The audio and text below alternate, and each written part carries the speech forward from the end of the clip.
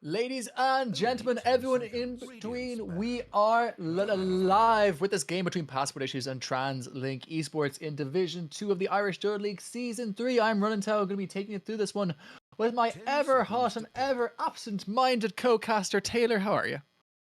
5 seconds remain. I'm good. Those are two very good words to describe me. You didn't like how I yeah, described you? I thought that was pretty apt. it's good. It is very apt. So this matchup, I think it's hopefully it's going to be pretty hype. I think these are two of the stronger teams in Div 2. Both, well, the Passport Issues, you know, they've been playing together for a long the time now. Apart from they've got Sneaky Steve instead of Dark Siona. Good replacement though. But yeah, going into the draft a little bit. Darkseer picked first, and they have banned the Oracle. This is a classic.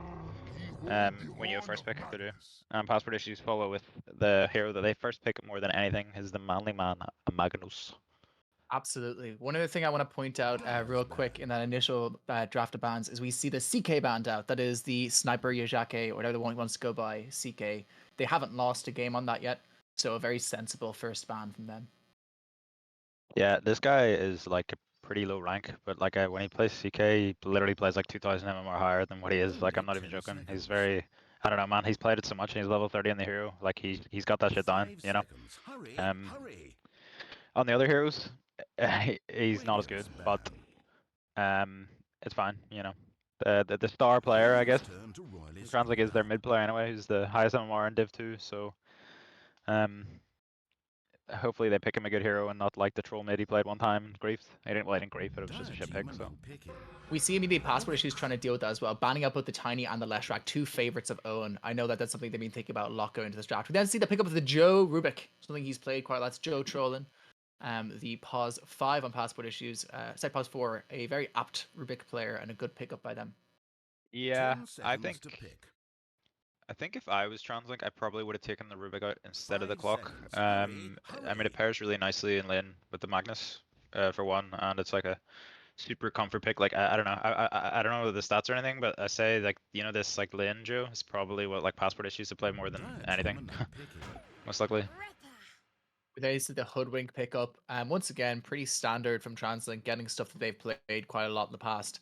There's been no doubt a respectable gentleman picking up that Hoodwink. But what I'm interested to see, and I think what this game is going to lapse on quite heavily, is the mid matchup. Obviously, you mentioned the fact, Shopping a Handyman, that's on paper the strongest player in Div 2. Paytom, though, a player who's definitely able to pull off big performances when needs be. So I think that this mid lane is going to be absolutely crucial for this game. Yeah, I agree. One thing about Translink here, I don't know if this Hoodwink's going to be pause 5 or pause 4. Most likely pause 4 because that's where it's played usually, but I don't know. I don't really, when you pick Darkseer, I don't really like not picking a melee hero paired with it for the lane. Like this, when you have a melee hero with Darkseer, like Spearbreaker or some shit like that. I mean, Spearbreaker and Clocker Band are kind of like the go-to ones, but like, I swear to God, it's just makes your game so easy to play as Darkseer. But they don't give a shit about that. Can I make a quick comment here? We've just had something thrown into the Discord there. Piano Man on the side of Translink Esports has just posted that he is having pints during lane, and he's challenged his opposition lane to also drink a pint during the laning stage. Sort of some gremlin behavior during this game. Nice, it's pretty based. 5 seconds. I fuck with that. It seems like everyone else is in agreement. The Phoenix pick. What do we make of Phoenix this patch day? I mean, I think Phoenix is Phoenix is an insane hero this patch. It's so good, but they don't have any protection for the egg right now, because like their Darkseer, like the Darkseer offlane, like has no stuns really, and Hooping's like, I don't know, kind of hard to defend the egg with this fucking hero. So it's kind of, I don't know, it might be kind of hard for him to get good eggs off. And Jakiro as well. I think this hero is really good at the minute. Especially against Phoenix. It's kind of like pseudo, egg hitter because he's got the double hit now. So For sure, yeah. This hero is like actually really nice, against like Phoenix or Undying, shit like this, where you have to get more clicks off. So I think this is quite a nice pick. Especially at those early levels, when we tend to struggle versus killing that Phoenix egg. When he has those low levels in egg, when it takes only 5 hits, that double jack roll hit really does go a long way. Obviously later in the game, not going to be a solution, but early on, a really nice thing to have. We're waiting on 2 more picks for the side of Passport. That is the pause 1 Stinky Steve. That'll be a no leaves Jack Row. You bet your house on it. And it'll almost definitely be a Manly Man Magnus and a Joe Trollen Rubik. So we're waiting on both the mid and the 1. They normally pick their 1 last, but I wouldn't be surprised this game if Paytom is picking last, considering they're playing into Handyman mid. Yeah. Let's see here. Okay, yeah, they have. There's Stinky. Oh, look at that. I'm telling you, I'm learning this drafting thing, Taylor. I'm in their heads. I'm reading them. That's good. I mean, they're gonna do it this game at least because they have second pick, so they want to conjure pick on mid. Maybe game 2 they're not gonna do that because It's just a bit harder, you know. 5 But seconds remain. to counter pick the mid, I mean. But yeah, troll here. I don't really know. I mean, this hero's okay. It's still a kind of weird hero. It's like good with Empower. If you can get like a lot of farm, he's really strong. You can kind of like Mog the egg as well. The reason it's picked is as a stinky specialty. It is quite literally his best hero by a considerable margin, and they have not lost a game. I know they've only played one game against the side of, I can't remember who it was last week, but they won their troll game quite heavily on the back of a phenomenal Stinky Steve performance. I play with this guy a sizable amount, and it's also in past leagues. He plays troll. It's an absolute hero specialty for him. When he sees Phoenix, he picks it. So that's what's going on here.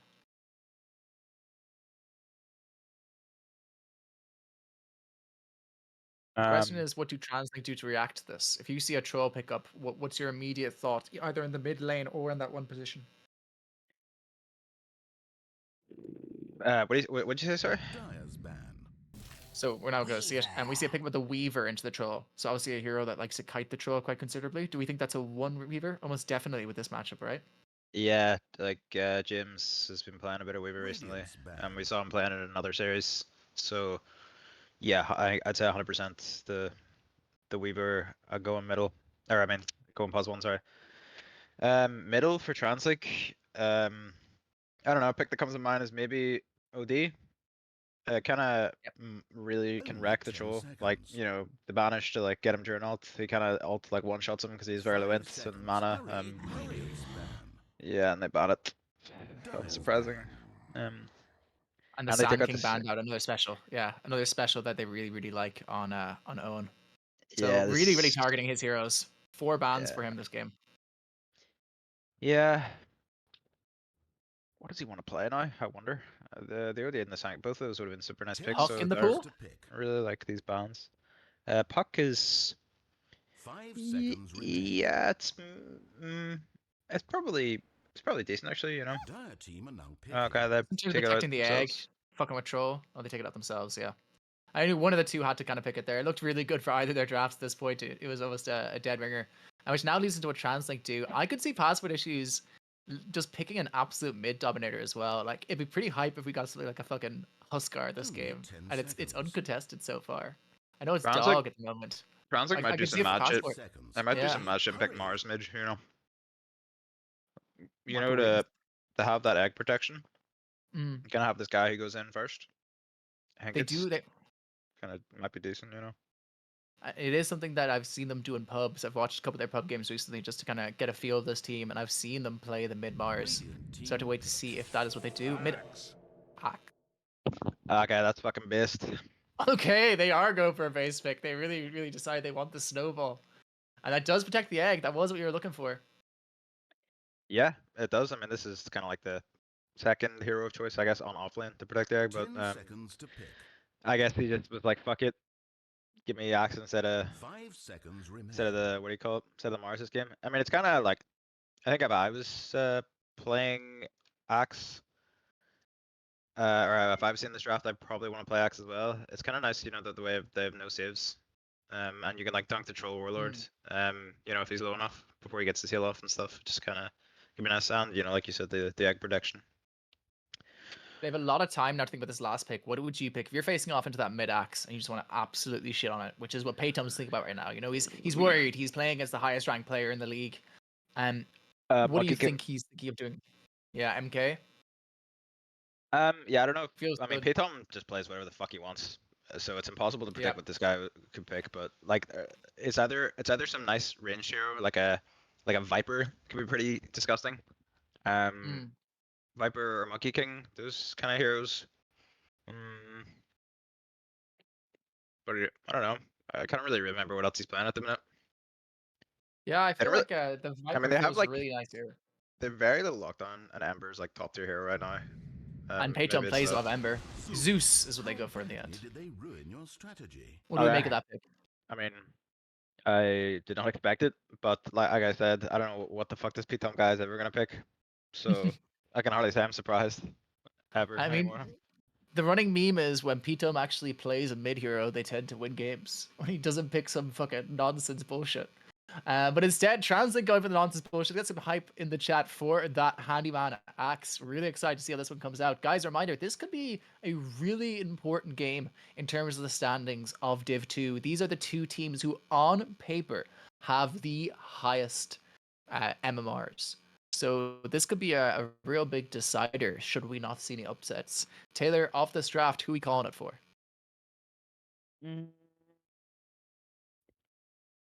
I don't know. I don't like either draft. I mean, this pick is kind of. I don't really fuck with it. I think if I don't know if he kind of like snowballs a bit an axe, I think they might just stomp and win. But if that doesn't happen, Radiant, I would call it for Radiant. But it's kind of like, and I feel like this draft sometimes go like this. Like Magnus is to pick like everything, or like do everything himself. I think this game, like there's like, I mean, George Rowling can maybe make some plays, but it's like one blink guy who needs to get everything done. So maybe he'll pop Well, off. if there's anyone capable of doing it, it is Manly Man. We have seen him pull off some absolutely incredible performances on this Magnus, no less last week in their first game. Ladies and gentlemen, reminder, this is the second game for the side of Passport Issues and the third game for the side of Translink Esports in Division 2 of the Irish Dota League Season 3. I am running tail taking you through this one. What the fuck is this? The stage That threw is me set. off. Everyone That threw me off, Taylor. Sperm good. I knew we were gonna have a fucking. With the second we leave Div 1, right? You know, people give out. Me and Taylor, we only ever do the Div 1 games. People are like, oh, do you not care about the other leagues? Do you not think they're serious? And then within the first fucking minute, we get Morbius, the Wikipedia definition for cum. Whatever the fuck the rest of this, and a mid-axe. Like, get me out. Get me out of here already. Where the fuck are the Div 2 casters? This is why I left this shit show, man. That's good. We I got like you it. guys are. I vibing kind of with like this it shit. too. It is kind of fun. Vibing the chaos. Is Kind this of double vibing. smoke bottom? Or is, I don't know if the Looks like. dire team are smoked as well. I can't. Nope, No, they aren't. just the They Radiant aren't. are Yeah, you can smoked see up. the top. Well, So could be a surprise. 3v5 as well. yeah, I mean, actually, we Who were do you pretty think is far. walking off of this rune? I think Puddin's doing it. Puddin, he's looking at it. He's sniffing a Mhm. turtle, moving in towards this rune area. They're holding their cool right now on the side of Passport. They don't want to go too far. They don't want to overextend. Meanwhile, the other two heroes just kind of chilling. Go definitely secure the other three runes, but if they don't get the first blood, if they don't advance on the side of Translink here, this will be a positive trade in favor of the side of Translink Esports. In they do come, Turtle moving in towards this rune spot, but it looks like they've already given up on it.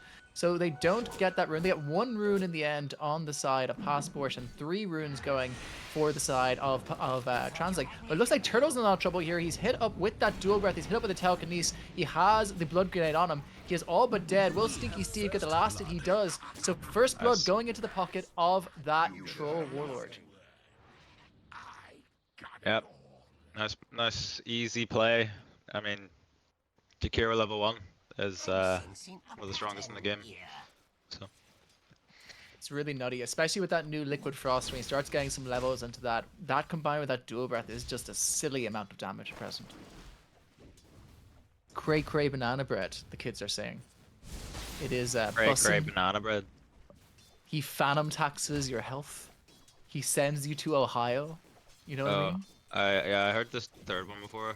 I don't know what the second one Yeah? is though. You don't know what a phantom tax is? Phantom? Are you saying? Well, I don't even know what this word is. It's phantom. It means when a good friend of yours steals your food. Of course, referencing I think it's Kais or Aisho Speed's friend Phantom. I'm learning all the new Zoomer lingo recently. Trying to become Okay. fluent in it. Nice. You know, nice. expand our viewership a bit. That's part of your job or something, right? You gotta learn It to is, communicate like, with the apes that you teach. Indeed, I enjoy that kind of shit as well because I get to, you know, embarrass them. They hate when I use their lingo, and it makes them stop doing it. You know, I'll come in and I'll be teaching King Lear, and I'll be like, you know what, guys, Cordelia, she's not so on fleek in the later half of this book. In fact, she's, you know, a little cringe, not group leader. She gets mogged on all the time, not mewing 24/7. Know what I mean? Yeah. Very important. That's good. Yeah. That's good. That's a good strategy. You got like 1 out of 3 words there. Discuss the lanes, Taylor, please, by all means. Oh shit, Noli's potentially going down turtle here, but Surge is enough. Looks like he's in trouble. I Yeah, think he one needs more 2 more right click's clicks. supposed to He take. needs 2 more. with the search. Dyer's courier murdered, or did it He hides in the take to life trees. shame? Gets himself out. We may never know. No leaves too clever. But meanwhile, top lane, Joe Cholin goes down to Sniper Jage. It's hit up with that Weaver, so a nice kill going to the pocket of that pause 1. Yeah. No leaves though, he's not done yet. He throws out the dual breath onto Turtle. Stinky Steve looks like he's got him. 1 or 2 more right clicks, all it's going to take. He hits him with 1 melee. 1 more melee hits, all it's going to take. But he Ooh, gets nice the deny deny. on Turtle.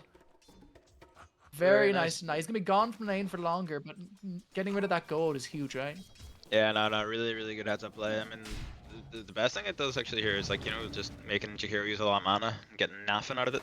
Really, really nice. Means Darkseer will have a bit of a nicer time, hopefully for a little bit. I think Probably this does mean that he gets that that Lotus though. It's the only thing. So the Lotus will get that mana back from almost immediately. yeah, which generally doesn't happen in Darkseer lanes because you're pushing it so hard with Shell. But yeah, something happened. I think this top lane is I think this Weaver pick is really nice, at least for the lane. Especially with the Phoenix behind him. It's like, I don't know, it's pretty hard for like, because I guess Rubik Magnus, right? You want to do this lift into Skewer combo. Oh, bottom. No leaves getting going on again. Yep. Is he gonna die this time? No, he's got the Another leaves, go keep on him alive. no leaves. He's got so much damage as well. Turtle might be dead again. Turtle's just died. He's used his TP. If he dies again here, he's in a lot of trouble. Their lane is in a lot of trouble. Oh. Indeed, it looks like he will. One more right. Sticky Steve's also going to get it. Sticky Steve gets him. He's now going to Pudding. Can he take out Pudding as well? He has the winning axes in 1 second. Does he turn? He chooses not to. He does get himself out there. So a lot of damage onto Stinky Steve. But the difference maker here is Jackro will have a TP back to lane and the Hoodwink will not. Yeah. Fighting the sand shell is just too hard. Oh. Nah. Nothing happening. Very close to Manly Man. He's cool under pressure, this guy. Harry is God's strongest warrior. Very calm. Very serene. Yeah. But I mid lane think looking this like is- it's pretty tricky here for Paytum. I mean, I would actually say Paytum was supposed to win this lane, to be honest, but, you know, kind of MMR diff. This probably makes it a bit hard.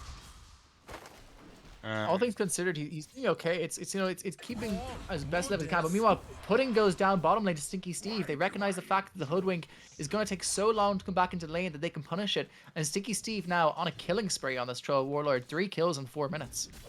Super nice, yeah. I wonder how he died there actually. Maybe he didn't have like mana for Surge, or like I remember playing this matchup before, and it's like you like get Surge, and then if you get hit by a Root, you're kind of just like cucked because the level 1 Surge is just like so shit. You know, you don't let it last very long. So, but yeah, really nice of them to just like be like, fuck it, Hoodwink's gone. Let's send it.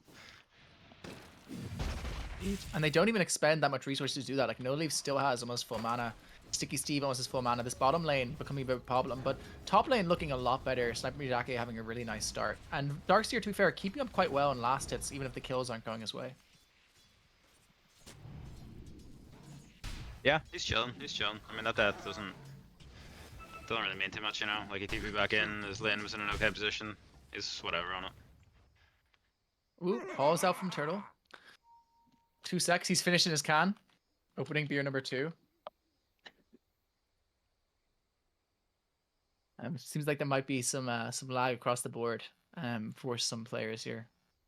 But so far in the laning phase, who are you favoring coming out of this? Obviously, we see the Axes on a tear, but it seems across the board otherwise not so bad for the side of Passport, huh? Pretty even. Yeah. I mean, I feel like Axe is having a nice lane. Like he's just gonna hit this like timings with like Blink and whatever else, and just crush the game. I feel like. What do you make of the Troll into Axe matchup? Obviously, Troll hits you many times, Axe spins a lot, but with the ult, like obviously, it can be chopped down as well. It's a tough matchup for the Troll, right? Yeah, I mean it's not the worst really. Like Troll Axe doesn't really like heroes who buy stats resistance, which is only Sancho and Yasha now, and Troll pretty much likes to buy that kind of shit. So, yeah, I mean like if he can get to that point in the game where he has like some items, then Troll is actually pretty happy.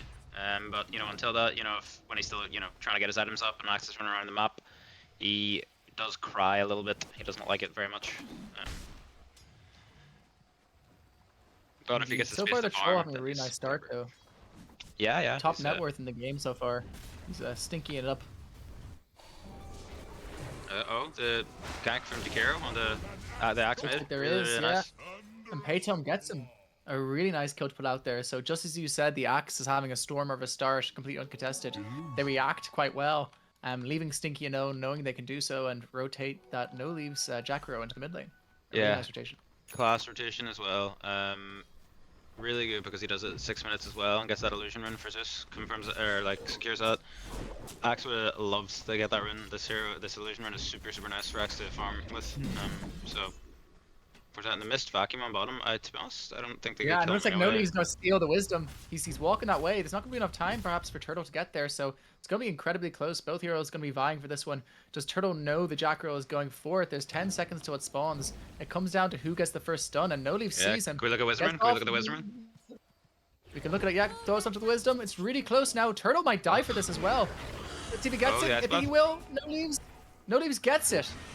And it looks like he's gonna get a kill on Turtle as well for his credit. So really nice play for No Leaves. No Leaves out of his mind right now in this Jackro. Turtle will live and actually maybe get the return kill. Not quite. So No Leaves ends up pushing Turtle off that rune. Both wisdoms going in the back pocket of the side of passport issues.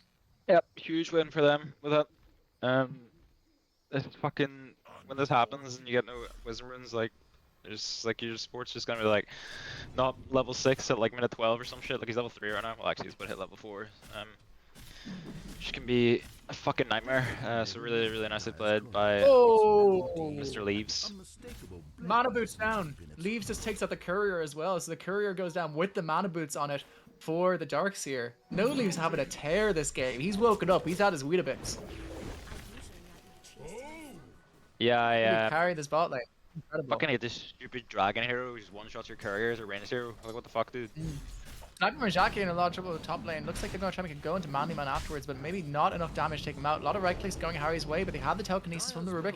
Jump in from the Phoenix with that Icarus dive. Does a lot of damage onto Harry. He's going down quite low, but in comes Peyton with the rotation on the Zeus. Jumps in. Sniper Marjaki is one little ult off from dying, and they get him. So down goes the pause one, and Peyton's not done. Piano Man now in a lot of trouble. Sing me a song, you Piano Man. Piano Man sings today. In comes Peyton. He plays Wing Around the Roses with himself in the trees. The Piano Man does manage to walk away from that. Gets off the TP, but still a successful rotation, allowing them to kill that pause one.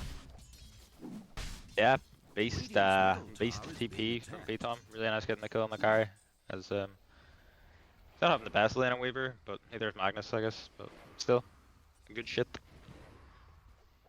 I guess the big differential this game so far is really just how the two safe lanes have gone. You know, there's almost a 1k difference between them at this point. Mid matching up quite well, but you'd expect the Zeus to match up quite well there.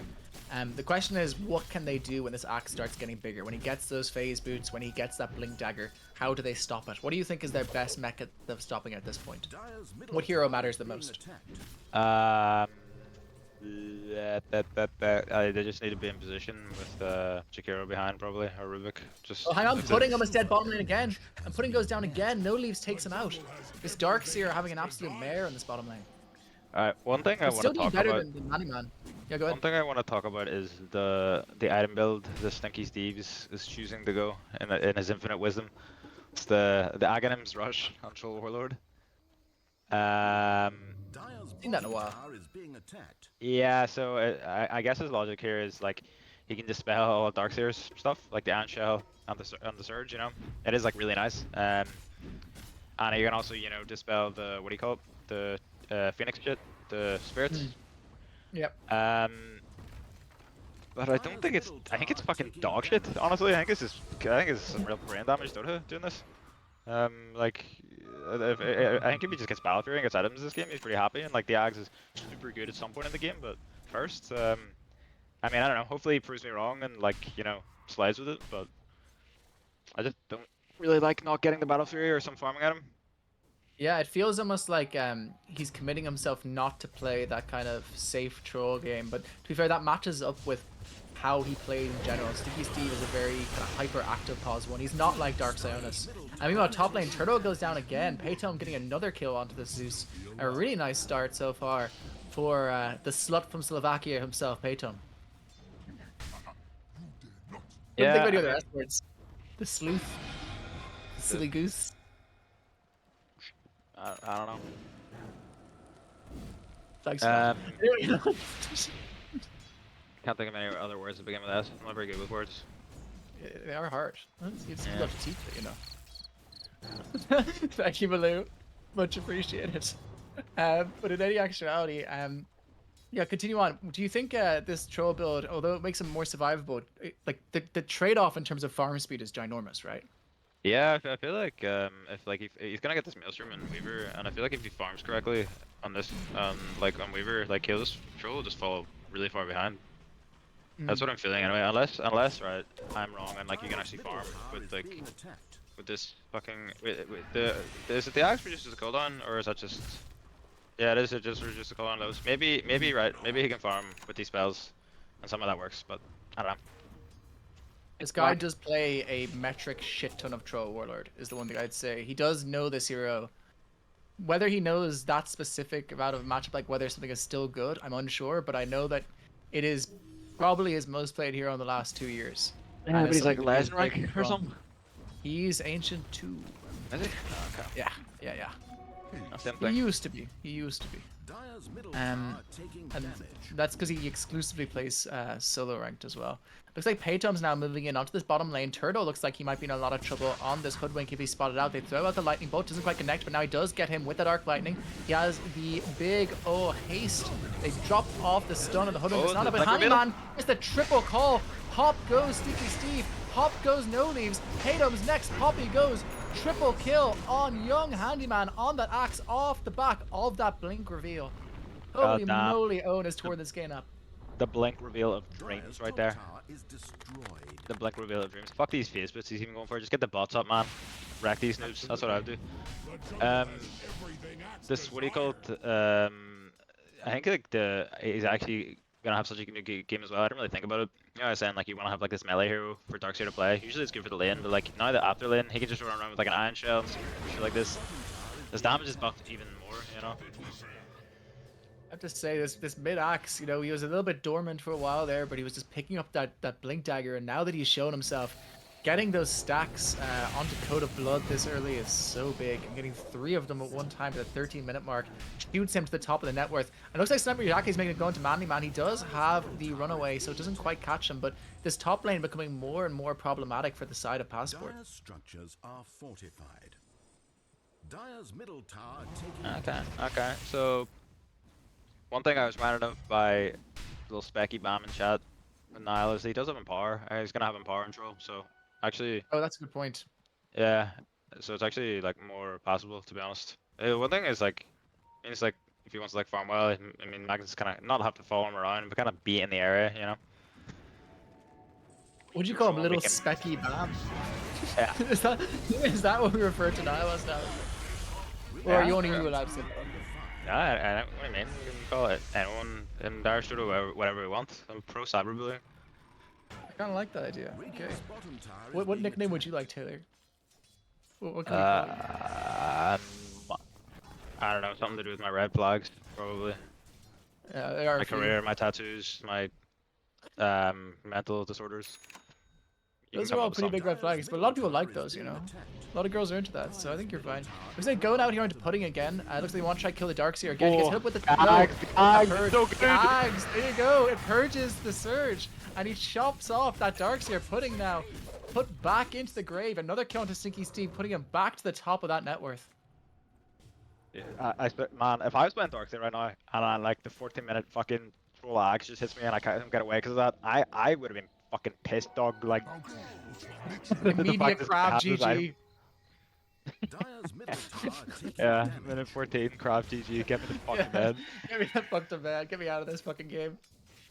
The other thing to note then as well is that with the Dispel, he does manage to get off things like the Battle Hunger that are very, very annoying and play into his control. Instead, going to the top lane, Sniper Yaka goes down to a rotation from Payton, but Handyman, he's standing behind, he has the blink, but he was revealed by that ult and his blink was cancelled, so he's not able to counter initiate in time, and they do manage to walk away in the end there. So a nice kill onto the pos 1. Yeah, put a nice and Troll manages to steal that Shakuchi during that, which is a fucking amazing spell to have in Rubik. It's a nightmare playing against this guy when he has Shakuchi. Looks like a rotation here in the bottom lane into Stinky Steve. They have Handyman here with the Ion Shell on top of him. They're going to start hunting for him. He doesn't have any wards now to protect him other than that one that's just covering the river. So we're going to see if this Hoodwink can catch him out. He's wandering through this jungle. Doesn't seem like they're going to catch him, and instead they might just have to trade this tower instead of getting Stinky Steve on that big old troll. He actually looks like he's farming pretty fast with his ags. I think I'm wrong in what I was saying about him not farming fast. As I said, Stinky Steve, a troll expert. A troll expert. This guy's not an expert in many things. Forklift driving, being Jenna Ortega's lapdog, that's his job. And it seems like troll playing. Those seem to be the big three of Big Stinky Steve, my OGG, my B. I've known this man 13 years, I should note. So if there's any bias in the cast, it's entirely intentional. But it's okay, because Taylor's bias is there. Yeah, 13 years. Okay, I mean, I'll just continue what I'm doing, flame him the whole time. First time I met him, he reported me to principal. It's a true story. For bullying. But we since turned to corner. Things are happening bottom. Mali Man. Looks like things are I bottom. think he's got the blink up at Mali Man. He might be able to get a screw here. Yeah, he does, but Handyman has his as well. If he doesn't get caught out here by no leaves, he might jump in with a call. He does get that call off, but it's into a full-length macro power, taking a lot of damage on this Handyman. They do try to take out the Phoenix. It's not quite enough in the end. Even Turtle manages to slightly get out of this one, but Paytom's still here. He has the dual damage room. 10 seconds till his ultimate. Stinky Steve looks like he wants to fight. He's caught up with that call. He's in a lot of trouble. Can he get the ult off? He does. Ult comes out, but he gets chopped off immediately by Owen, but Owen looks like he might be going down here to Paytom, but indeed it doesn't look like he will. One more tower hit, it's not enough, so it's 3 for 0 in the spotlight. Nope, there's the ultimate. So it's a 3 for 1 in the end there. Looks like they're not quite done yet, but Paytom may be able to wander out of this one. In the end, they're a favorable trade, definitely for the side of TransLink, right? Maybe it's not done though. Yeah. Looks like Paytom's caught Turtle. Turtle one right click away, and Paytom takes him out as well. Samurai Jake runs into this lane. Is he safe to do this? He probably is with that Darkseer with him. He's going onto Paytom, but he actually might be able to kick them all out if he plays this right. Joe Trollen on the Rubik is hiding behind. He's very low HP though, and instead Paytom goes down. So a huge amount of gold going into James's back pocket there. Samurai Jake on that Weaver. And in the end, a really favorable fight for the side of TransLink, turning this game around, almost a 2k swing off that single fight. And it looks like it's not over yet. Joe Trollen in some trouble. He seals the vacuum, but it's not enough, so he decides he's going to go in after the fight. He decides to die too. It ends up being a very delayed, but overall team wipe for 1 in favor of the side of TransLink. Oh, it's still going, what the fuck? I was about to start talking, but more things are happening. Yeah, it's not done yet. Handyman makes a go in onto Handyman, but it doesn't look like it's going to quite work out for him. It's another kill into the back pocket of young Handyman. A lot of armor already. I think. Yeah. Nope, never mind. No Leaf says no. Sniper Jacke is now in some trouble. He's invis on this Jacko to make go in onto this little tiny Weaver. He does get the time lapse off, so he does manage to just about get out there in the end. This is a brawler game. My voice is gonna get tired. Yeah, unluck. I mean, this is kind of why the Weaver pick seems pretty nice at this point. Like, they have, what, RP? That's like the only way to, like, you know, lock this guy down so he doesn't get his ult off. Bottom tower under fire. I'm going for the Sanjin Yashin on Troll. Very nice pickup. I was gonna against mention, the yeah. Axe.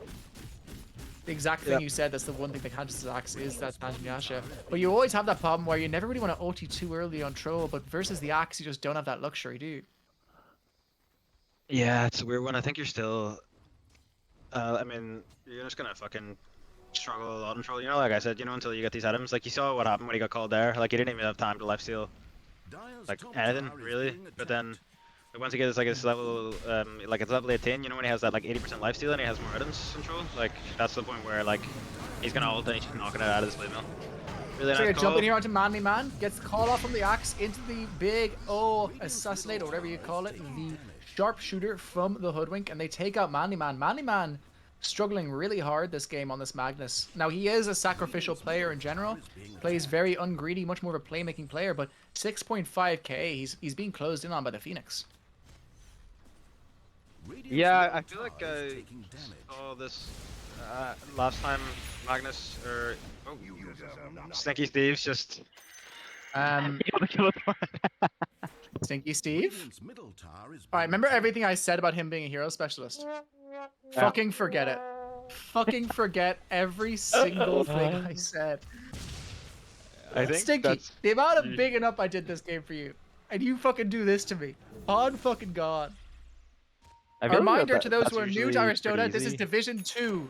Division 2. Not our best players. Division 2, okay? I know it's not normally our voices you hear here, but this is 2, okay? Yeah, I mean, I feel like it's maybe just because like he's used to having like damage from Battle Fury when he plays, you know. It's in like Yeah. less right click. Alex miscalculated a little bit, but whatever happens. We've all died to the Tormentor before. Is what it Nobody's is. nerfed, you know? Yep. Nobody's nerfed. Yep. Exactly. That's why you should never take Tormentor. It's bad. It's illegal. I think people would take Tormentor are nerds, personally. Yeah. Real big like nerd shit. It's like, oh, I'm gonna go kill a cube because I'm scared of the enemy. Who the fuck does that? For money, bullshit. money's everything, bro. All right, Mr. fucking crypto venture capitalist, keep that to yourself, right? Some of us live life for enjoyment, for fulfillment. We don't just make fake apes in the ether. That's fucking you know? gay, man. That's fucking gay. Yeah, gayer than your fucking fake Monopoly money, which you and your boys fucking all come on in a line and then double its value. Elon fucking came on my Dogecoin and now it's worth 3 times as much. Eat a fucking dick. Oh god, Don't look at try all the that on money me. I'm making. I'm so sad. Oh, you know they are sad. They're fucking paying OnlyFans girls fucking 50 grand for feet pics with their crypto money. So I'd say they're very fucking sad.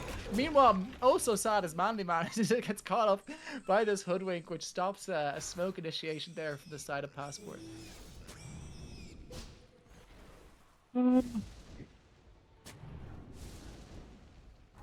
Yeah, I Is feel that like a they're Malou smiley face? I'm sorry, Malou. You have to listen to this nonsense. So is everyone else, though. So is everyone else. We're vibing. We're vibing. As per always. They look kind of lost what to do right now. Passport. They're all just kind of walking around as 4 in the same area. And getting out farm. I think they're just kind of scared of this big scary axe. To be honest, I think that it's put the fear of God into them. Yeah. Sanj and Yasha now finished up for the troll. What difference does this make in the fights versus the axe? You can explain it to the viewers. Not me, of course. I mean, just much higher chances to be able to get his ult off and, you know, hopefully survive. Let his team come in, this sort of thing. No leaves. It's time to die.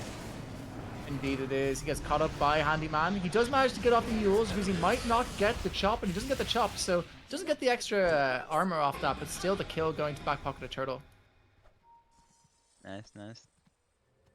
Radiant's middle tower is So taking looking pretty damage. rough here for passport issues. Structures are Do we fortified. think that it kind of all rests on the hands of this troll at the moment? I mean, nah, not really. Like, P-Tom's still having a really good game. Like, we can see the net worth. Like, everyone's like really, really close. Like, pretty much like the top 5 cores. It's just the offset and net worth is mostly just Manly Man not farming enough, really. And Yep. I was gonna say, like, I forgot to say this earlier. I think something kicked off. Manly Man did this last time where he didn't really farm enough on Magnus. Like, I think he mechanically plays the hero really well, but I don't think he spends enough time like just hitting creeps, which is like Magnus is like really good at, obviously with his Empower. You see, you have to understand the mind of the Manly Man. I know this guy well, you know. He's in my RuneScape group Iron Man. This guy did, this might not mean anything to people in chat, but 70 hours of fucking Winter Taught, which is something that doesn't help him at all, but helps the rest of us immensely. He's so selfless, it's crazy. He did the most boring activity in the game for hundreds of hours, just to help us. This That's guy, under the he's a hoodwink. real, The heals into the ice path. player. Really easy. Is he Looks gonna like he's do? gonna be, Oh, yeah. nah, the Does surge manage did to not walk see. away from it, but Paytom has him with the big Thunder Blast. Doesn't quite connect. They throw out the Sharpshooter on the Hoodwink, trying to connect, but doesn't look like it's going to. They do hit Sticky Steve with it, but he just immediately throws out those axes and walks away. Fuck, you just call So, yeah. this old Thunder Blast? Listen, it's Thunder. It's Thunder Bolt. Bolt, Blast. I was thinking RuneScape, right? We have Ice Blast. We have all those things in RuneScape, you know? We have Shadow Sure, Blast. sure. Yeah, I don't Those know. aren't things in RuneScape either, by the way. I just made it up. Okay. I just hoped nobody would call me out my bullshit. Sometimes shit- I get shit words game wrong anyway. too, you know. You're not played it clearly. It's the best game ever. Nah, made. I used to play Yeah. it when I was 10 years old. And then I grew up. You grew up? What's the most childish tattoo you have on your body? That's the question I'm gonna ask right now. Childish What is like tattoo, what's the most cringe one? Do you have like a Harry fucking Potter one on your wrist or some shit? No, but that would be based because of J.K. Rowling. But Oh Jesus Christ! That was the wrong reason to want one. There's no correct reason to I want one, but that is the want worst. one. reason. I'm saying I don't want one. I'm just saying that would be based. Like it's just a fact. So what is the worst one you have? I gotta hear this. The chat wants to hear it as well. You know. What Chat is doesn't one care maybe you about got me, that man. you Chat regret? doesn't care. They want us to talk about Dota and me to get TX wrong so they can bully me. That's true. Radiant's Hang on, looks like a top go tower into is Stinky being Steve. attacked. Turtle's hanging around just behind him. Looks like they might want to make a go here. They do have Phoenix. They do have the egg. He's hiding in these trees. Could pick off Stinky Steve here. But Axe on his own, and Axe looks like he's being gone on. Gets hit with the Macropyre. The Macropyre misses, and so does the Ice Blast. Paytum, though, with the Haste Rune, making it go into Handyman. They do have the Phoenix, who comes in and supports. The Phoenix jumps in onto the Zeus. Doesn't quite connect to the end there, so a lot of things thrown out, but nothing gained in the end, except for the cooldown of that Macropyre. Thinky Steve farming up a storm. He's a machine. He is. He's a farm machine. Call that boy a combine harvester. Yes. I agree. My father left me when he was young, became a forester. You think he's gonna try and take the Tormentor again? You think he's gonna go bottom, try to take the Tormentor? No, do you think You he's could have gonna done a try? rap there. You know, you could have joined the bars we had going there. You chose not to. We hope he will, right? Everyone wants a comeback story, a good underdog.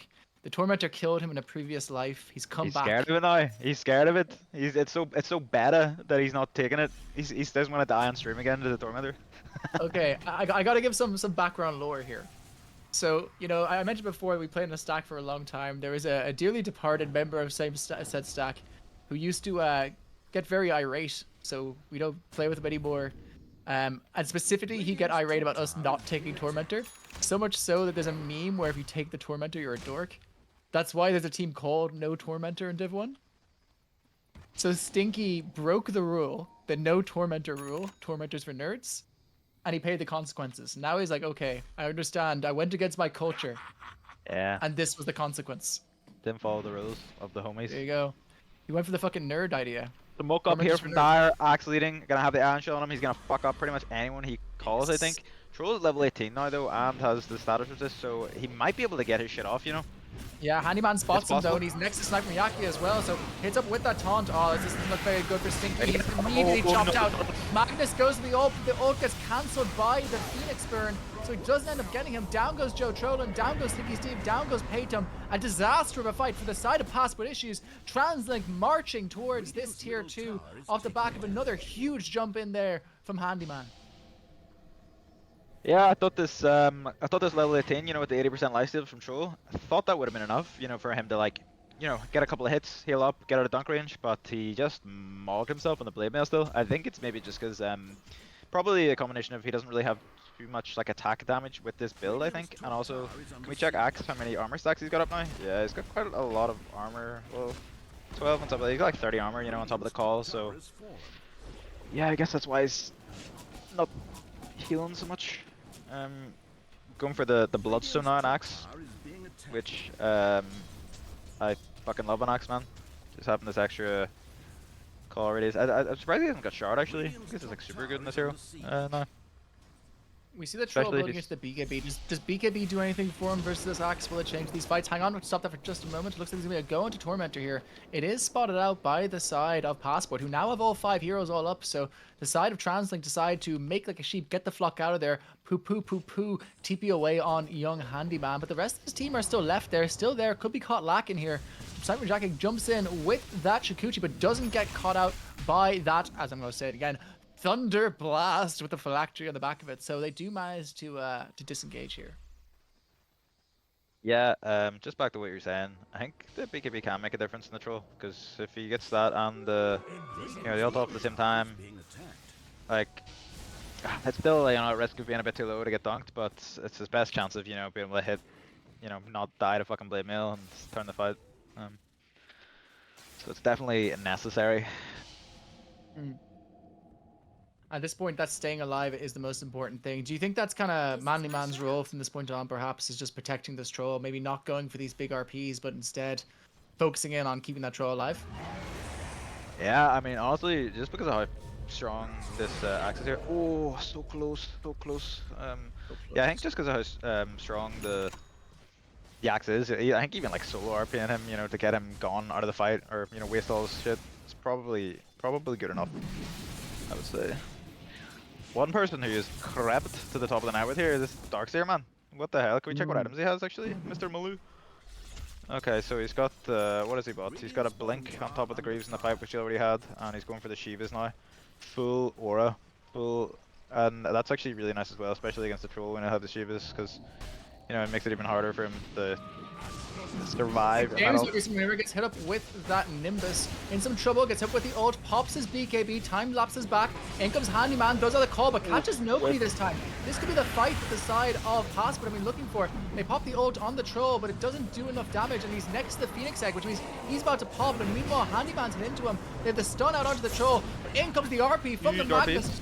Damage, but the follow-up wall is even bigger. Stinky Steve clinging on for life, grasping for air, walking away from this trouble, gets hit up with that sharpshooter.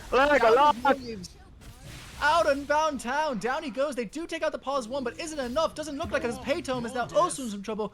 3 for 1 there to the side of TransLink. I mean, that Was fight that was insane, Legolas? dude. Is that what we said? Oh, Legolas. Sorry, my mic. Legolas. Oh, sometimes it cuts out when I shout too loud. There's some nerdy shit. I like it. I vibe with it. Lower thanks fucking sucks, man. Why'd you reference it then? From an old cast where No Tail was screaming it. Ah, I see. You're making a really niche Dota reference rather than a pop culture reference that our viewers can understand. I got you, fam. I got you. Yeah. But yeah, that fight was crazy. What the fuck? Actually, look, it was looking really good for Troll first of all, but then the Ogre Seal Totem Axe was able to cut out, and then he went on to Hoodwink instead, and then Axe was able to call him and put him back on him. So like he's just constantly having to build up these fervor stacks again. Which, oh wait, no, or does he? Wait, does Troll keep fervor stacks maxed the whole time in his ult? Or no, he just gets like bonus attack speed. Yeah, I mean it's just like they're just kiting the Troll left, right, and then the Phoenix Egg there, which popped, and you know stunned him during his BKB, so he's getting even less stun, and then the RP came in from Magnus, but just by that point it was too late, you know. A little too late. You think he might have been better off jumping in immediately when that axe was caught up?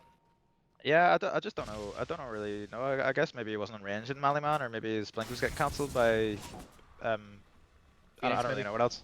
Yeah, but to be honest, there's also the really nice, like the Darkseer got in there just in time. Like he comes in with like the Greaves and the pipe, and even if you know Maliman's hit his maze and RP, like they have so much protection that they just can't kill anyone.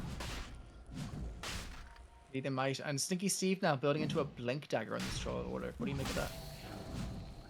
Not enough damage, right? And it looks like a smoke out coming here onto Handyman. Handyman has shown in the lane, and he is still wandering forward. He could be caught out here. This is a lot of gold if they catch him. He's standing there on the lane, gets hit up with that Nimbus. Nice. Gets hit with a Joe Trollan catch as well. A few more right clicks always going to take. He does have that Ogre Seal Totem, but he's all but dead on this axe. Down he goes. Joe Trollan takes that, so 500 gold into his back pocket.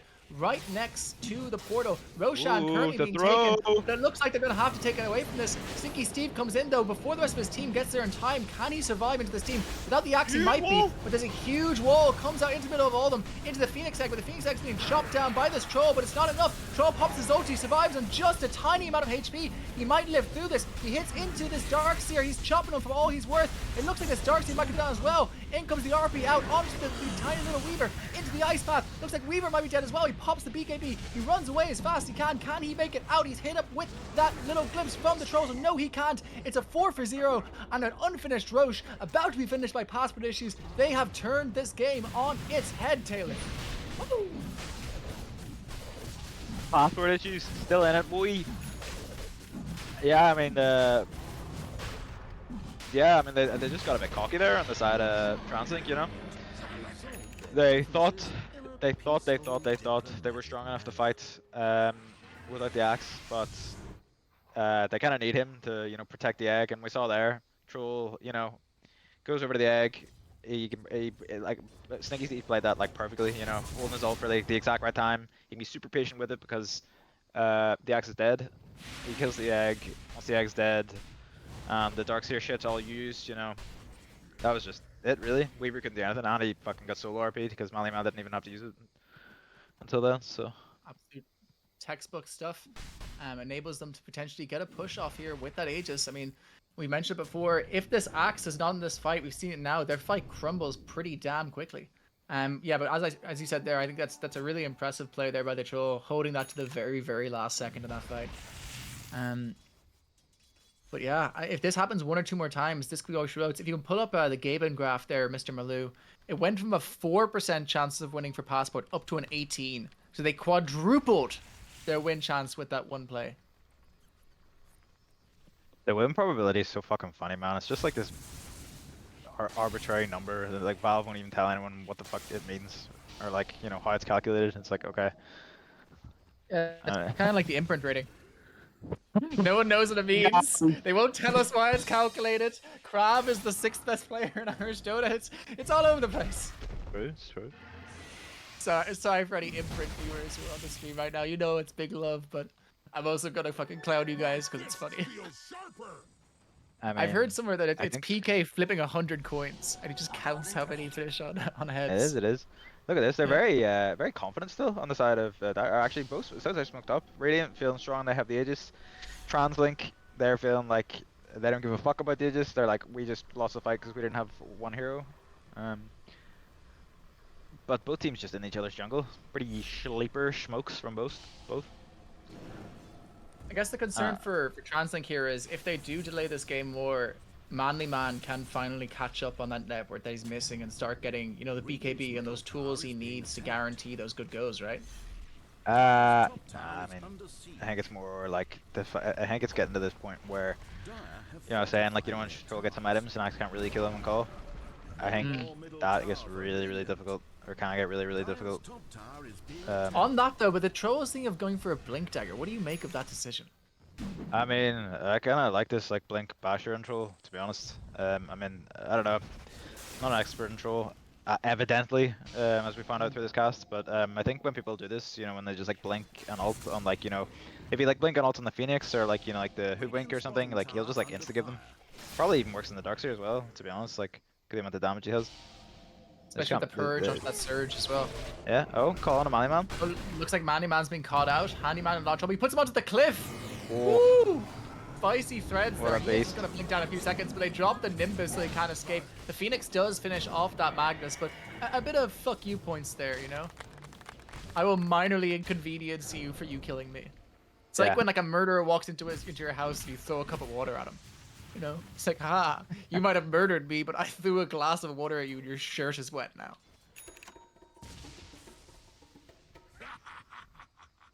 Truly, you are a fool. Tier 4 items popping up now. What tier 4 items are you looking out for? Obviously, we see Sinky Steve picks up the Ancient Guardian. Importantly, Havoc Hammer on the Axe. This is a fantastic neutral item for him to pick up, right? Yeah, it's decent. It's not bad. I mean, it's kind of the item itself is kind of whatever. It's nice and axe, I guess. It'd be really nice to get a Timeless Relic onto the Zeus. Oh, he's disconnected. He's meditating, thinking through his next move. It's a classic. I played a game with him earlier, and then 1 minute he's ganking on Rubik, and the next minute he's not moving. I'm gonna hop in, just look at the chat right now. Oh no, PK's in the chat. He's very upset with us. He is not happy with how he described his complex learning model that his company is based upon. You're the one stop, there we right? go. You were kind of involved by proxy, right? We support each other as co-casters.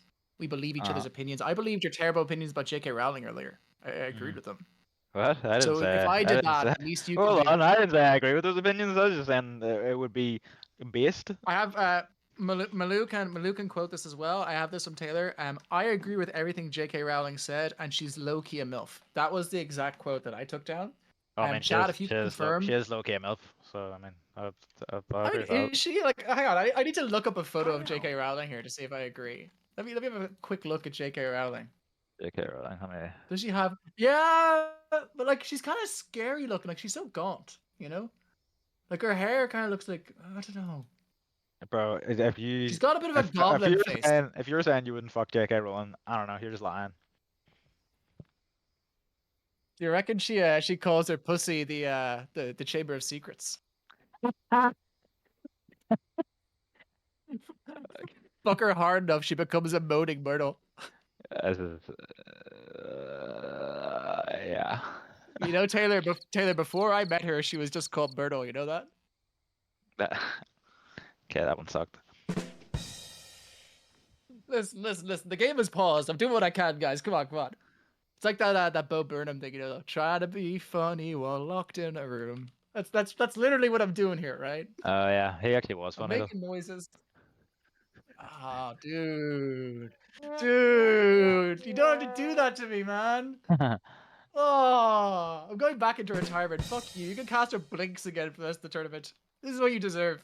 No, I'm just gonna You and solo Blinks can cast sit everything. here.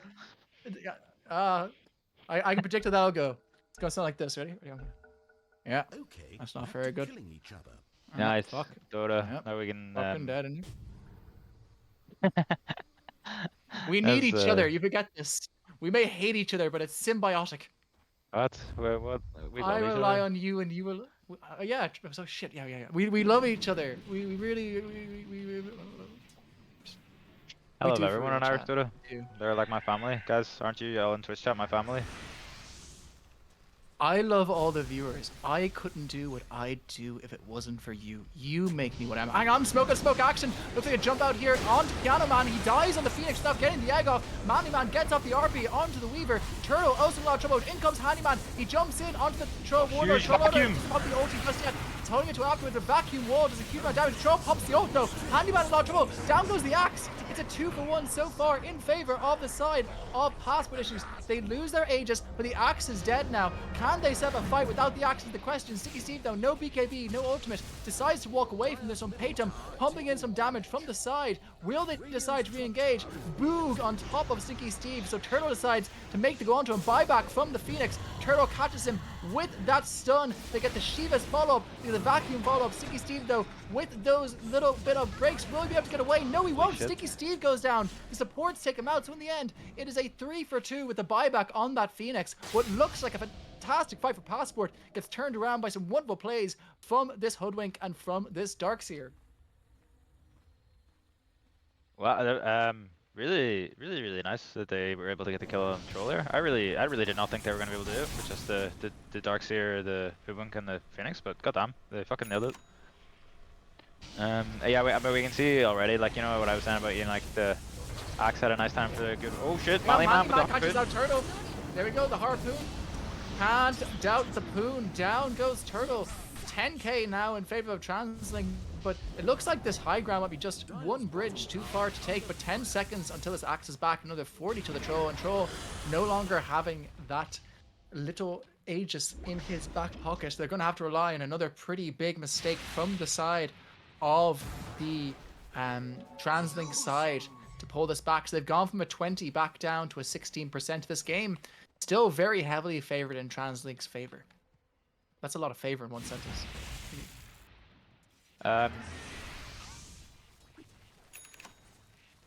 Yeah, I mean, it's like obviously the goal lead is still really nice for Translink, but it's still like, honestly I think the game's still pretty even. I think if this Darkseer gets an Ags to get this Troll more, then instead of this, I don't think he should go this Axe. I really think he should get Ags.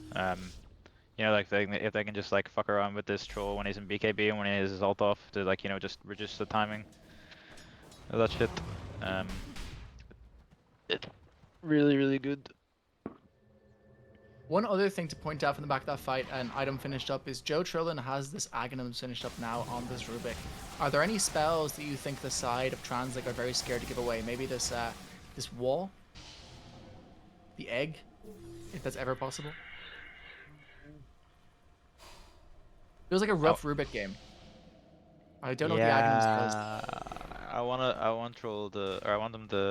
Rubik to take the call. Blink call. Wait, does he even have blink on Rubik actually? He has blink. He's got blink. He's got vacuum. Oh, that could actually be sick. You know, if they smoke with this vacuum, like Manly Man, what do you call it, vacuum in the RP? We're about to see the sickest RP of Manly Man's life, perhaps. There's a lot of sick ones. It's a pretty high bar. The thing that's worth is oh no! Moving towards. No leaves. Why are you getting a regen rune at minute 42? Yeah, he's in a lot of trouble on this Jackro now. Goes to that regen rune, but maybe inadvisable. Stops their ability to make a smoke play there in its tracks. No leaves securing the rune like it's minute 6. Yeah, listen. Gotta put your body on the line sometimes. Everything for my mid laner. But a questionable jump there from No Leaves for sure. And Yeah, Darkseer is still absolutely dominating this network charts. One thing to note, the Troll falling behind now, almost behind the Zeus.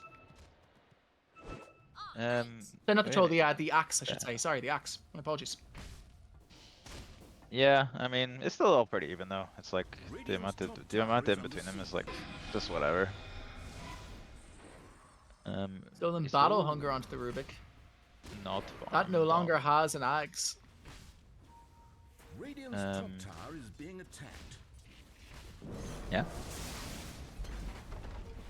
So I'm just wondering what is the goal with this axe here? I'm kind of that's my big question right now. Is he maybe trying to steal the time lapse from Weaver? Like, What do you mean with it the feels what do you like mean with the eggs?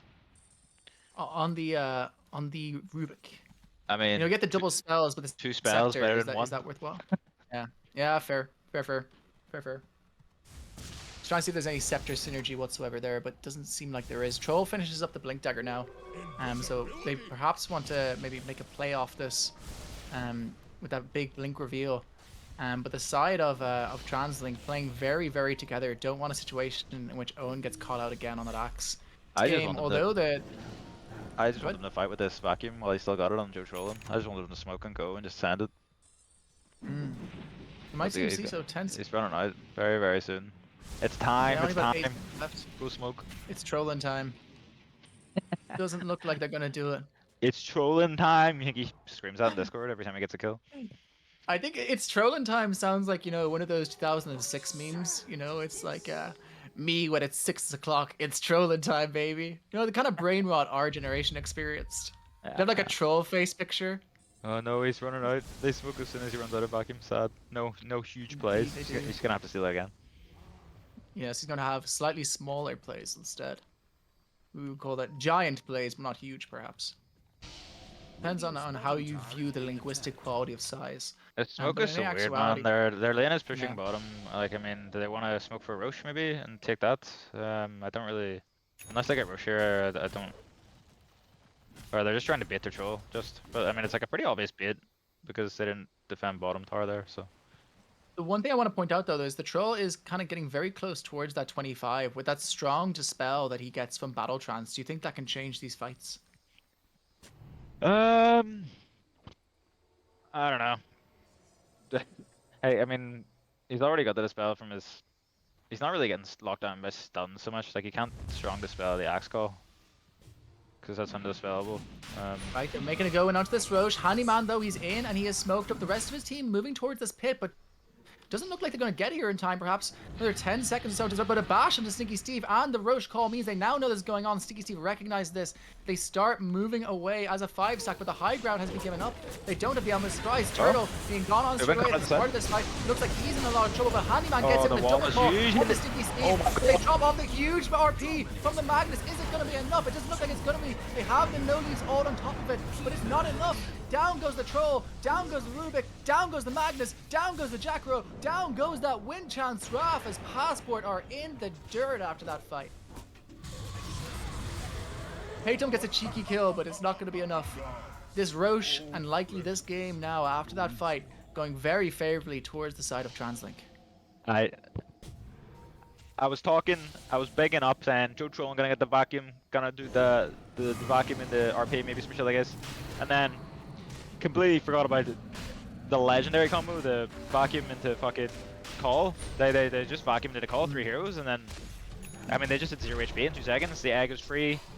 They getting the sunray off, keeping everyone alive as well. Like goddamn, it was just by putting in Handyman, they just fucking wrecked them, man. Yeah, I gotta say, this axe mid pick has really paid off in spades. Like, without this axe, I don't know how this game goes. But holy crap. Yeah, well, the wall. Sneezed. It's a flex, you know? I don't need a wall. Yeah. And Hey, don't give up on the soundboard. That's Maloo's fun. Maloo's allowed to have a bit of shenanigans. I heard you say, what's this? Don't you dare. Wait a minute, I didn't hear a soundboard. I'm hearing fucking the sound and the stream is fucked. Oh, is it? Not the Twitch stream, just for my Discord stream. It's fine. Oh, fair. Oh, nice. Well, you were perfectly audible to me. Looks like they're now going to start pressuring this tower. The cooldowns on buyback on respawn timers are still kind of low, so still another 5v5 in this game going. Not much taken out of that tower. So far a bit of a quiet game from this Rubik. not having, sorry, from this Weaver, not having the impact perhaps he would like to, but not needing to. Man makes a go onto him, doesn't quite connect. It's close, but no cigar there in the end. Does get caught up by that ice path, hit up with that Yules, but in jumps the Phoenix. Does a lot of damage up to Man, especially with that sharpshooter coming in the back, but Sneaky Steve is back. He's an angry troll, and he decides to push them back. They might not be done yet, though, especially with that cheese on Handyman. One good jump might be all it takes for this game to go into the pockets of TransLink Esports. Back onto this high ground, the Weaver marches, hitting into those barracks, taking a lot of damage out from the Zeus and from this Jackro, but not enough to dissuade him into these racks. Man makes another go. He doesn't hit again, but well, Sneaky Steve's being gone on, but he pops his BKB, and he is dishing out a lot of damage onto Handyman, but Handyman, remember, still has that cheese. Turtle takes the protection off him, hacks out onto Sneaky Steve. He's hit up with a lot of damage. They do drop an RP. They do manage to take out the axe, but they lose their troll in the meantime.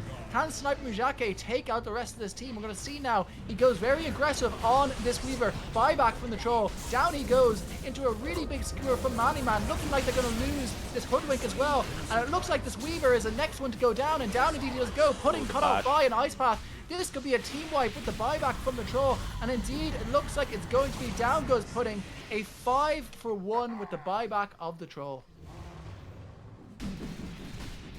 Brawler game. Yeah, I mean, they struggled. I mean, what even happened there? I mean, Zeus just had the freest fight of his life. He literally just sat on the fucking high ground. I don't think they went at him once, and he just hit spell after spell after spell, and he's got a refresher, and he just fucked them all up. I mean, they had the buyback on Stinky Steve, which isn't so good, but honestly, like, Tom just freest fight of his life. They were the fuck he wanted, because Stinky Steve is going in, making all that space for him. So, yeah, there's a great quote I really enjoy from Sun Tzu's Art of War, and it goes, "The world is a dog-eat-dog world, and the only way to survive it is to eat your dog." What do you think about that? I'd probably eat dog. I want to try dog at least at some point. Would you eat dog? I think I might, you know, like if it's like a shit dog, right? Like if you got like a Chihuahua or like some Jack Russell, like fuck Jack Russell. What do you mean? I'd definitely eat a Jack Russell. I don't want to see the dog before I eat it. It's not like I don't care to see cows or chickens before I eat them, you know. Yeah, but like if you're going to eat any type of dog, it'd be a shit dog, like a Jack Russell, which are the shittiest dogs. Or XL bullies. Fuck XL bullies. Yeah, I was gonna say, fucking just all the XL bullies, round them up, kill them, cook them, fucking call it a day. Maybe that's how we eradicate them from our society, is just making them really tasty. Like maybe like genetically breeding them to taste real fucking good. Yeah. Just like get a Heston Blumenthal on this shit. Get them to develop a really good XL bully recipe. And then fucking all bullies are wiped out overnight. McDonald's released the what would you even call that? The McBark or something? I don't know. Okay, that would be good. That would be good. The McBilly is not bad. McBilly, I kind of like. What is Billy another word for the McBully? Yeah. Sorry, there's a Billy. Your northern twang confused me there. Sorry. Your lyrical tones. I'd say the American mods love it. You know the way like you see on Instagram all the time, like these like cooking videos, and it's like these super aesthetic, nice, filmed really nicely. It's like that, except it's just me like killing and eating an XL bully. Butchering it, like starting with the ears. You do want still lives here. Yeah, big shit. Okay, back to Dota. Oh, hang on, jump in. Find I think No Leaves might have spotted a nice little fucking regen rune. He gets caught out by the axe, gets hit with a lot of damage, but this Zeus is pumping in the damage as well. Handyman has to use quite a lot there, but in the end, a free kill onto the axe, and they do drop the Rubik wall for that fight as well. Yeah, he kind of blew his load a bit and paid him there. I mean, I feel like if I was TransLink and I knew he didn't have his refresher, his ult or anything on Zeus, I'd probably want to fight. Looks like they do as well. They're marching down this mid lane, pushing as fast as they can, recognizing what you just did, and recognize the fact also that Joe Troll on this Rubik has lost that wall, which could have been a really powerful combination with the Troll, with that Magnus. But the axe playing separate suggests they aren't quite ready to go right now. Does he have bots on axe? He has bots, but can they move him in fast enough is the question. They do move into this bottom lane, so they are planning on making a go here perhaps. Man staring out, seeing if there's someone he could potentially catch here. He has an Ion Shell that's stolen on him. He sees Pudding, he catches Pudding, brings him in with that skewer, but gets hexed up by the Darkseer. But Stinky Steve is here in time, and he's right click onto Pudding. Owen does come in, he has the Blink Dagger ready on this Axe, and he jumps in, he catches the Troll, but only the Troll. He pops his BKB, but won't be enough. Ult out from the Troll, he's smacking into this Axe. Axe is in a huge amount of trouble, there's nothing he can do, he pops the cheese, but will it be enough? The fervor stacks are still built up, he's popping the Axe, but down goes the egg, allowing him to chop down Stinky Steve. No buyback on this Troll Warlord. Okay, buyback in 3 minutes. This is that win condition. Just I think he got a little bit ahead of himself there on what do you call it? Stinky Steve. Accidentally. Yeah, I mean this is just the problem with full Warlord, right? You press a button and somehow, or you know, you don't have control of your hero, which is just. If I could be a little Dota 2 detective here, I think the real thing that turned that fight around, I think they forgot the Axe had cheese and that he didn't pop at the previous fight. If the Axe doesn't get the cheese off that fight, he just dies straight away, and that fight is passport all day long. But because the Axe gets that cheese off, gets that regen, he's able to pull the Troll into that position where he's able to be picked off. So I think it's just a matter of not checking items. Looks like they go out here onto Phoenix. He has no egg. He's all but dead. Piano Man, sing me a song, but sing no more because you are dead on this Phoenix. I think they're kind of wasting. I mean, well, not really wasting it, to be honest. You know, trying to push high ground into these fucking heroes, just Hero, Magnus, Rubik, they all have wave clear. There's just a lot of it. So, to be honest, I don't even, I don't know. Don't even know if they're going to be able to, you know, make use of this Troll being dead anyway. One thing I want to point out is that we're closing in on 60-minute items now, only 5 minutes until we get those online. A lot of heroes about to reach their 25. Magnus about to get that reverse polarity stun duration, always really big. Rubik getting that spell amp, and Paytom now has the Thunder God's Wrath damage, which with that live wire is a really nice combination to have. What does the live wire even do, man? That's the static field one. Yeah. Oh, I take nearby enemies. Oh, okay. Percentage-based damage. Hang on, Manny Man catches out this James Weaver. He's in a lot of trouble, but jump in from this Owen Axe, but he's very deep. If he's not careful here, he might be in trouble. 8 seconds until this little Troll Warlord is back. Out comes the little Ice Path on top of this Darkseer. Darkseer is dead. They might take this Rax and then get the hell out of here. They might have to at this point, because otherwise they're in a lot of trouble. So in the end there, they do lose the Phoenix in a previous engagement, and they do lose the Darkseer, but in return, they get that top lane of barracks to the first amount of structural damage of this game. Yeah, I mean, they'll take that. Also, Roche doesn't hard for them spawn. to hit towers, right? Yeah, I mean... Oh shit! Hoodwink, what are you doing here, Hang man? on. Looks like Hoodwink's in a lot of trouble. He spotted a regen room? Question mark? And it looks like Stinky Steve and Paytom are going to pop him down. Yeah, he's got this nullifier and troll, but why? I mean, I guess it's for fuck shit. I guess it's for the Bloodstone. Like that's the only thing that comes to mind immediately is just to clear off that Bloodstone heal that he gets on Owen. And other than that, I'm unsure of its effectiveness. That's not. There's no fucking way that's dispellable. Is it not? No, I mean I simply do not believe that it is. I've never heard of this, but I don't. In my brain, I don't believe it. This is why I have you here, is to correct moments like this where I act overconfident. So, if you're not doing that, bro, I'm putting you on the fucking streets. That's all I'm saying.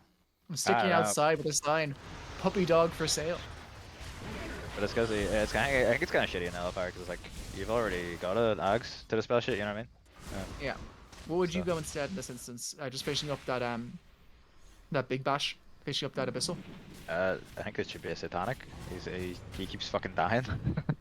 Yeah, super fair. Will he go 1-for-1 with the Tormentor? Okay, rematch the Sentry. Oh, Stinky let's go, versus Stinky. Tormentor. Fight. It's looking stinky. He's looking. He's like, nah. Tormentor's for nerds, man. Tormentor's for fucking nerds. Dead right, Stinky. Dead fucking right. Nerd objective. Press your ult, bro. Nerd objective. Oh, he's dead right. He remembers his principle. He knows his culture. Although the Aghanim Shard with the fervor stacks would be quite nice. Oof. Melee Man almost catching the axe there. Not that I'm sure it would have been. I don't even know if it would have been a good catch anyway, but. Manny Man choosing to go for this Aura bot build. What do you think about that instead of going for something like, let's say, the Refresher? Don't I don't know how much the Crimson Guard does here. Actually, to be fair, Magnus has a lot of HP, so I guess when he has that popped, Weaver struggles. The pipe's like nice anyway.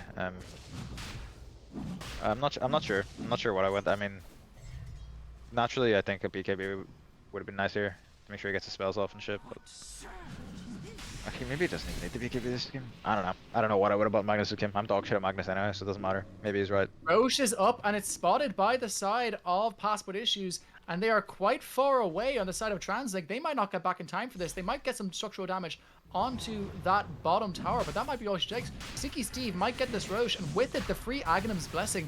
Aghanim's, of course, already up for Stinky, already up for No Leaves, not yet up for the Magnus. I believe he's the only one of the team without one right now. But in the meantime, they're going in this bottom wave. I think the side of Passport are playing very cautious. They think there's no way they're not going for this Roche. And instead, Stinky Steve decided to kill it on his own while the rest of his team goes back, tries to clear out these waves. And once again, very easy when you have that Jackro to do exactly that. Haytone walking in. They have the Ice Path onto this big little boy on this tiny Weaver. They do manage to take out Turtle on that Hoodwink. Weaver makes like a sheep, gets the flock out of there, and meanwhile, Sneaky Steve taking out this Aegis. So Aegis in his back pocket takes all of these items and brings them back to base. So that's going to be Aghanim's onto the Magnus and an Aegis on Sneaky Steve. Meanwhile, out comes the old Ganaman's dead. Phoenix is dead as well. This fight is all but over for the side of Translink. And meanwhile, look at the axe. Oh, no. He's caught out. Stinky Steve has him. He has the ult ready. He's popping him. He's right-clicking him. Chop, chop, chop, chop, chop, chop, chop, chop, chop. Disaster for the side of Translink. At 3-0, a Roche turned over, and a huge amount of gold going into the back pocket of Passport Issues. God damn. I mean, yeah, I mean, I don't know how they got caught in Phoenix and Axe. It's just kind of newbie plays, them hanging around there. Like it was actually pretty good engagement for them, getting the tier 3 tower. RP only getting used on Hoodwink, and that would have been it. But this is great. Go out here onto Sniper Jackie. He's been caught out. He has the lift on the Rubik. They do manage to catch him and throw him back in. Still has his BKB. He's used it last fight. He's running away. He doesn't have it. If he gets caught here, he could be all but dead. Joe Trolin chasing him down. He's got no mana for another Shiguchi. He has no mana left, but Joe Trolin chooses not to continue on that chase. But meanwhile, tier 5 items are up. They're going to start farming up these tier 5 items. They have their first already. They're going to hope to put it onto this Troll Warlord, I imagine, but instead they start beating down these towers. We have buybacks ready for the side of Translink, but Stinky Steve on this Troll melts these towers like butter. Those fervor stacks rising, rising, rising as Passport move towards those tier 3s. Now remember, on the side of Translink, despite their lead, they've only managed to take down one lane of Rack so far, so Arcanus armor going onto the Darkseer. A really nice one for him to get. Oh. Handyman disconnects again. Potato Classic, PC. Classic. Yeah, no worries, man. So in terms of these tier 5 items, any big ones? Any big boys? I mean, already we see like the axe getting the force boots. That's gonna be really useful. Like just like to stop him getting kited as much and kite the troll more. That's really super nice. Arcanist armor and Darkseer might actually do a lot. Like an Darkseer at the aura buyer has farmed another aura at minute 60. Good stuff, good stuff. Trying to think what else people want. He's got his there on the Weaver, isn't taking it yet. I mean the Deso 2 is always Mirror really nice. Shield Mirror Shield or Deso 2, one would imagine, right? There's a Stinky Steve classic. UK rappers be like, "She's sucking my willy, it's quite delightful. If I catch you West Gloucestershire, I'll catch the rifle." It's a good line. Stinky Steve in the Dota chat posting tweets. Nice. There's a running gag. We all have keybinds for a number of flames that we drop when we're ahead. Now I don't think he knows he's not ahead yet. Giant's Ring going onto the Magnus. A really nice pickup for him. Gonna really boost his damage output and make his ass so fat. BBL.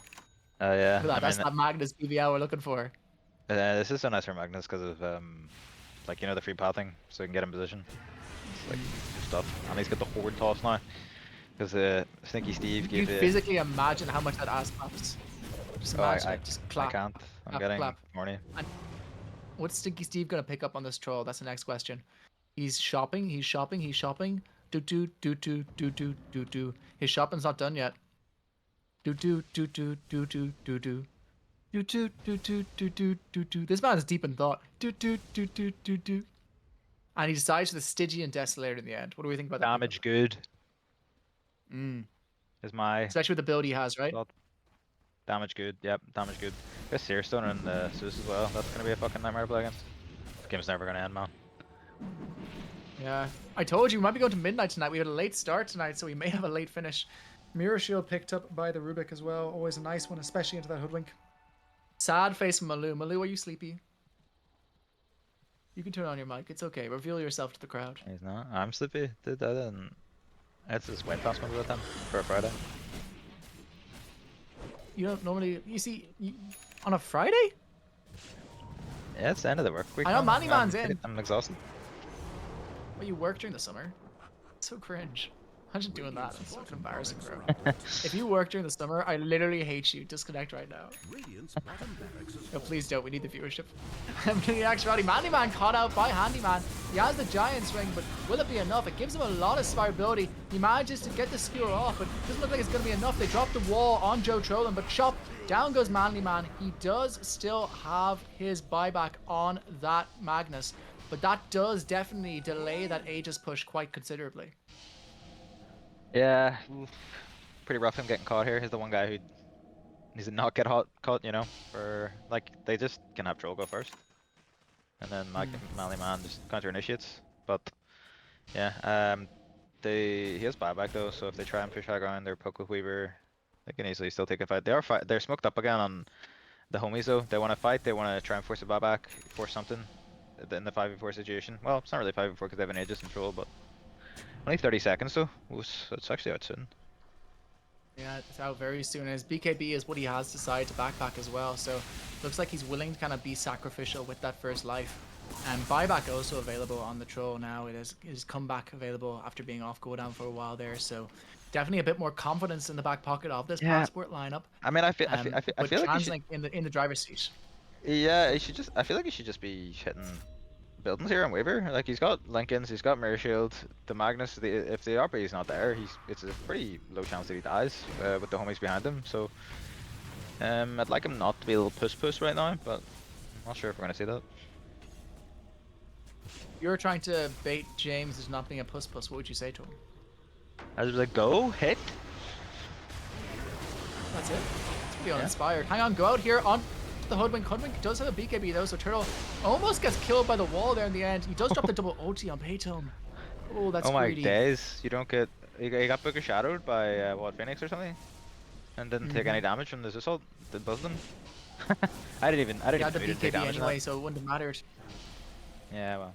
Yeah, the BKB up, it didn't matter, so he's just fully protected. Still, and now no double ulti for this fight. Shit! Man goes for a jump in and gets caught out. He still does have the buyback. He didn't pop it last time. He has the free pathing available to him, but does get caught up by that Axe call. But Axe, into a ginormous wall, into a second wall from this Darkseer. It's absolutely ginormous. Down goes the first life of this Magnus. Magnus now pops the RP. Can he bring him to the fountain? It looks like he might. He brings him beyond the range of that ice path, so doesn't quite catch him there. Meanwhile, Stinky Steve fighting for his life in the back lines, in a lot of trouble on this Troll Warlord. He looks like he's already used his ultimate as well, so no big Stinky Steve here. But meanwhile, Sniper Majaki brought into the fountain, so down goes the Weaver. Your pause one is dead. It looks like now Hoodwink also in a lot of trouble, getting caught with a fair bit of damage. Man throws him away. Paytome finishes him off. Stinky Steve is here as well. Pudding is in a lot of trouble. Eat him up. Chocolate Pudding called up Martin Spencer's. Drops off a big wall though into the call from the Axe. It does a ton of damage. Will it be enough? There's no ulti on Stinky Steve, but he's got the items as you said. He doesn't worry about the Axe as much as he used to, and instead he turns onto this Phoenix. The Phoenix is dead as well, but chop goes the Axe. Down goes Stinky Steve. He still has buyback. Disarm all onto the Axe into all the spells from all the remaining members of Passport. Do they have the damage to kill him? He brings them into all of them. Can he drop off a call? No, he can't. And in comes Rubik with that vacuum into the ult. It is a team fight win for the side of Passport. They do buy back on Paytome, but they get the 5-man wipe.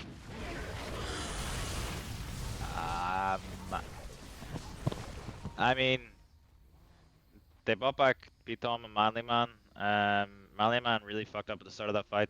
Yeah, I think he skewered the wrong direction when he tried to go in, and then he bought back and he completely made up for it. They were able to get. Oh shit, he's still going. Oh no, BKBs. Yeah, Man made it go into Turtle. He pops his BKB, doesn't die. Turtle as well, currently on a buyback. So one mistake is all he needs to be out of this game. Looks like they might walk down mid. Yeah. But yeah, let me continue talking about what Manly Man was doing there. Like he was able to get the Weaver and the RP. He's got two of them back right to the fountain. He got the Hubik and the Weaver back there. And Weaver ended up dying. I think he got a little bit cocky trying to kill the. Oh, can I get the? Looks like a going to turtle. He has him. He has no BKB on this Hoodwink, and there's no buyback on the Phoenix either. So if he goes down here, he is down for good. So we won't have a Phoenix or a turtle Hoodwink in this fight, and indeed they don't. Down he goes, unstoppable on no leaves now. This is Jackro putting in the work. Yeah, I mean, just a bit too cocky there from the Hoodwink. Stepped a bit too far out of line with this. The Harpin Magnus, especially with the the Giant's Ring, he can catch you anywhere pretty much. And he's got the refresher completed now on the Manly Man. He's got no buyback, so he's just fucking buys out for it, which is Absolutely correct. With that refreshers as well, I mean, we've seen it so far. The Axe, despite being that early threat, is starting to fall off just a little bit, isn't it? You're really relying on that Weaver to have a huge performance here. Yeah, I mean, he's still got a lot done, Axe, to be honest. It's just, as soon as it is getting harder and harder to get the kills. Like, I mean, Axe pretty much at any point of the game though is still gonna be really strong. Just this AoE, BKB piercings, taunt. So he's still having like a nice time. But yeah, in terms of damage, yeah, it's the Weaver in the Dark Sphere. Hang on, catch out onto Piano Man. He has no buyback on this Weaver, but in comes Pudding. The absolute MVP of the last few fights. He drops off a huge ulti, but out comes the first ult from this Magnus. Down goes this Axe. Axe is dead. He has to buyback right now if he wants to come back to this fight. Indeed he does.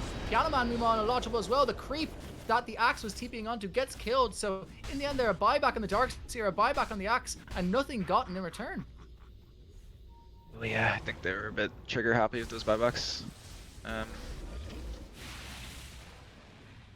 mean, obviously, Captain Hindsight here, but when you're in this kind of like I don't know, almost 70-minute situation, you kind of feel like you need to buy back instantly a lot of the time. That late didn't get anything for them though, but they can maybe still fight. I mean, Magnus used both of his RPs. James pause. I'm gonna kill myself, dude. Looks like we're gonna be staying up late. You got the cocoa ready? Chat, we all still with us? Let's have a look at chat. I haven't looked at chat in a while. Let me have a quick read up of chat. They're all asleep. No way. They're staying up with us. All right, let me call out some of these chats we've been having recently here. So we had anybody could have figured it out from Punjabi, but so long ago that I have no idea. We have Krav rage quit his IDL game from Nile. Good. And yeah, there's some general mindless, uninteresting shit. So if you guys could be more interesting, so I have shit to respond to, that'd be fantastic. Thank you very much. But by the time you say it, it will be 7 minutes time. So you see what the work I do in the chat when I'm not casting, and then when I'm casting, it's like, yeah, that was good. It's like, what the fuck am I supposed to do with that? Come on, give me something. Give me something. I remember when we used to get the Wishfire smut, when I used to have things to respond to. Nobody's got any banter anymore. Oh yeah, that was good. Snappy Mariaki though, he's got banter. He's going in. He's aggressive as hell. And in comes Owen on that Axe. He has no buyback. If you guys caught here, this could be all she wrote, but Pudding dropped off a really big ulti there. Well, not the ulti, the vacuum, but it doesn't quite catch. Down goes the chop onto Joe Troll, and so no Rubik. Hex out onto this Stinky Steve Troll, but he decides to just walk away. But meanwhile, Manly Man dead without buyback on this Magnus. Stinky Steve decides to walk away. Okay, So as it seems like it's in their favor, it drops back down. It's a 50-50 going to Gaben. Yeah, I'd say like when it gets to this point in the game, it's just always 50-50. It's all about the execution and how they play the map. I would say they'll probably get mega creeps here on Translink. Manly Man, no buyback. I mean, this is the time to fucking go, right? No RPs, no nothing. It's time to send the boys in. Indeed, it might be. This might be all she wrote. If they pull this fight off successfully, this could be game one going in favor of the side of Translink. An incredibly close game so far, as we had called before this game had started. The Weaver, of course, very, very protected with all of those things on top of him, with that Echo Shell, with that Lincoln's, with that Mirror Shield. Both things at him, he'll throw it right back. And a few more right clicks on the rack is always going to need. Without the Manly Man, he's not so scared. He does get hit up with that Abyssal, but it's not enough to take him out. So he is able to just take out that Nibus Down goes the Nibus and Jeed. And now they're going to start wandering onto these racks potentially. Sneaky Steve, standing tall, standing proud. A strong, independent troll gets caught up by the ice path on Set Miyagi. He needs to use his ulti, he needs to use soon. Oh but my the book god. of shadows So good. from the Book of Phoenix. Shadows. Hayton not that's quite twice. noticing that. Yeah, Twice, huge Piano plays Man. here by Piano Man. What a beast, man. Says, Weaver at the bar, he's a friend of mine. He gives me my drinks for free. And he sits at the bar, puts bread in my jar, and I shadow book him where he shouldn't be. And that's what he does. That's it. That's how the song goes, right? Is it? I don't know. Something like that. Thank you, Malou. This is why I bring Malou here. Partially for the expert level, you know, observing, but also just so I have a supporter. You know, someone who has my back here. You know, I need it sometimes in moments like this. Malou. I have No. your back when you're right like 10% of the time. No, listen. I might not be right all the time, but you did say they might get megas off this push when they have a full layer of racks and a tier 3 in mid. Wait, what'd you say? Sorry, I read. Yeah. Sorry, what you gonna say? Yeah, no eyes? No eyes? Question mark? Chat, anyone else spot that? Taylor is like, this is the megas push when there is a full big fat layer of racks. Malou, can we draw a circle around that real quick? I mean, that's the Thank you, fucking Malou. skill issue on Dire. Thank you, Malou. Thank you. That's all I'm saying. I might be wrong sometimes, but at least I can see what's in front of me.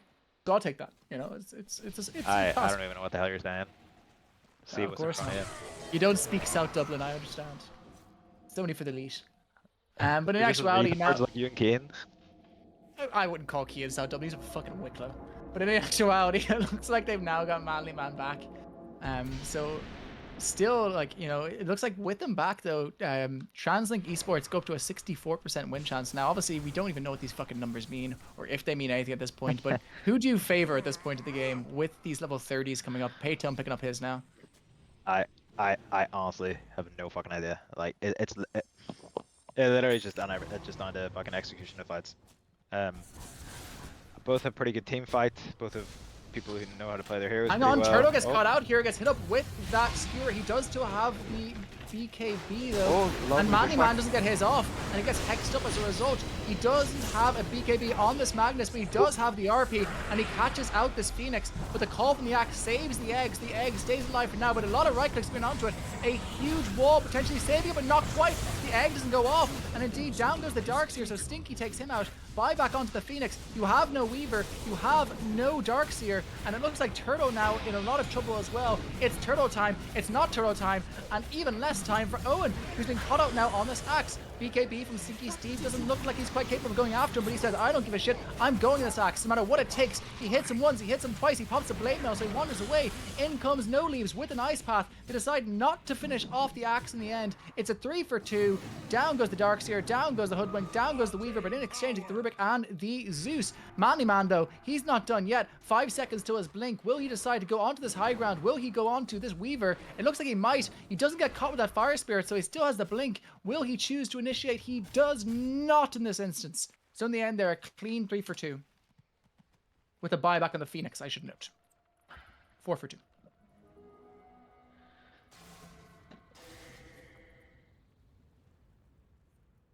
How we doing, bud? Nah. We get an EP. Yeah, no, I'm just trying to think what the hell just happened. I think if Axe, that could have been literally the game over. You know, if Axe just was able to get his blink off. I don't know what was happening in the back. He couldn't get it off. Like Darkseer almost was able to save the egg from like the vacuum refresh. It was actually really nicely played by him, but sadly it wasn't enough. Also, they were able to pop Weaver's Lincolns. What was that, man? And when Stinky Steve just saw that, they had nothing on Weaver, and he just blinked on him with the Abyssal, and he just got wrecked. Really nicely played by Winker Stinky. sounds something like Jacob Rees-Mogg would call his dick, you know? It's like, oh, here's my Winker. You deserve nothing. Yeah. God, I'm so happy we don't have to hear that name for the next 4 years. What a fabulous turn of events. But yeah, level 30 is all coming out now. Magnus closing on his. That's one I kind of want to point out for a second. Oh, round 3. He gets his revenge, and he gets the Stinky shard Steve control. versus Tormentor. Let's go. He finally does it. I will say, one of the really nice things about... It's a tale of two cities there from Malou. One of the things that I like about the shard isn't necessarily the extra range hits, but the extra fervor stacks. But in the meantime, while they're doing that, I told you, Tormentor's Cringe. They get an Aegis onto this Weaver and another cheese onto the I Illusion. think you need to get rid of this Yasha Kaya on Axe and get a refresher. Another thing I'd like to point out is, for one of the first times this game, passport issues actually take the net worth lead. Not that it matters at this point, but holy moly. You just fucked up that illusion. Yeah. Nice. Showed him the what.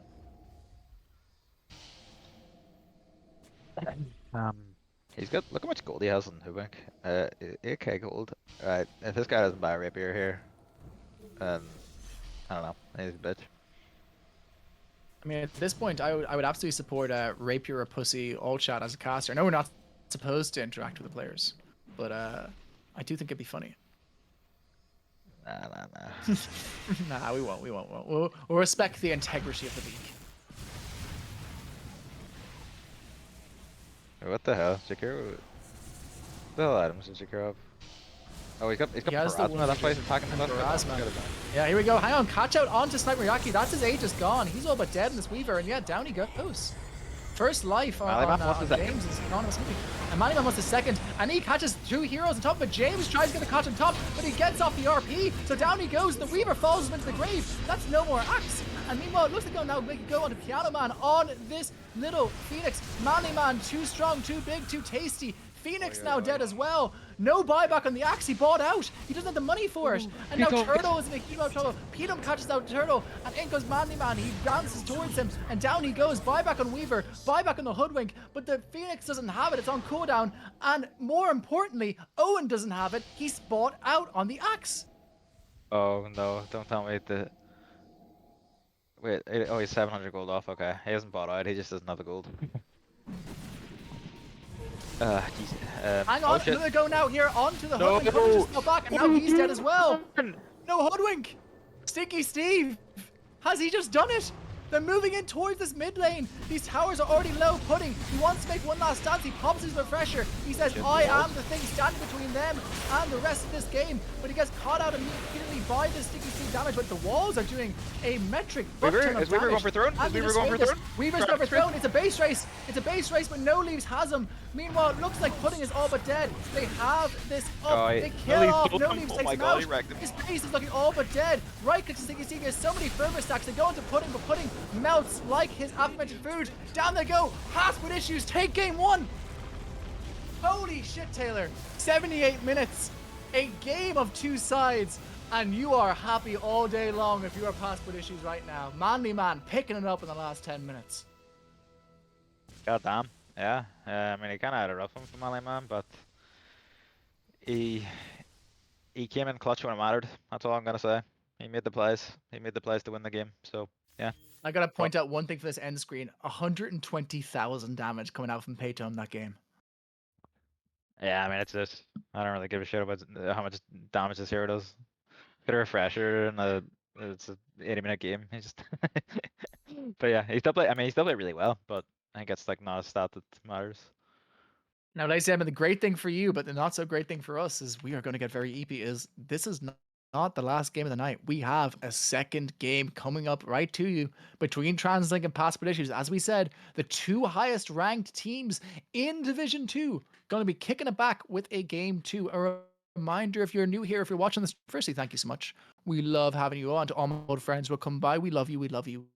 If you're new, check out the description. We have a Discord. I'm going to be parasocial. He's going to be distant. It's like a good cop, bad cop thing where he's like, oh, I'm a brooding, tattooed young man. I'm really hot. But I'm going to just be like, I love you guys. Thank you so much for coming by. Check out our Discord. It's in the description. Come and join if you haven't already. This league is a hell of a lot of fun. And we have a LAN coming up later this year. And the venue looks tasty. I went there today. Guys, we'll catch you in game 2 in just a few minutes. See you there.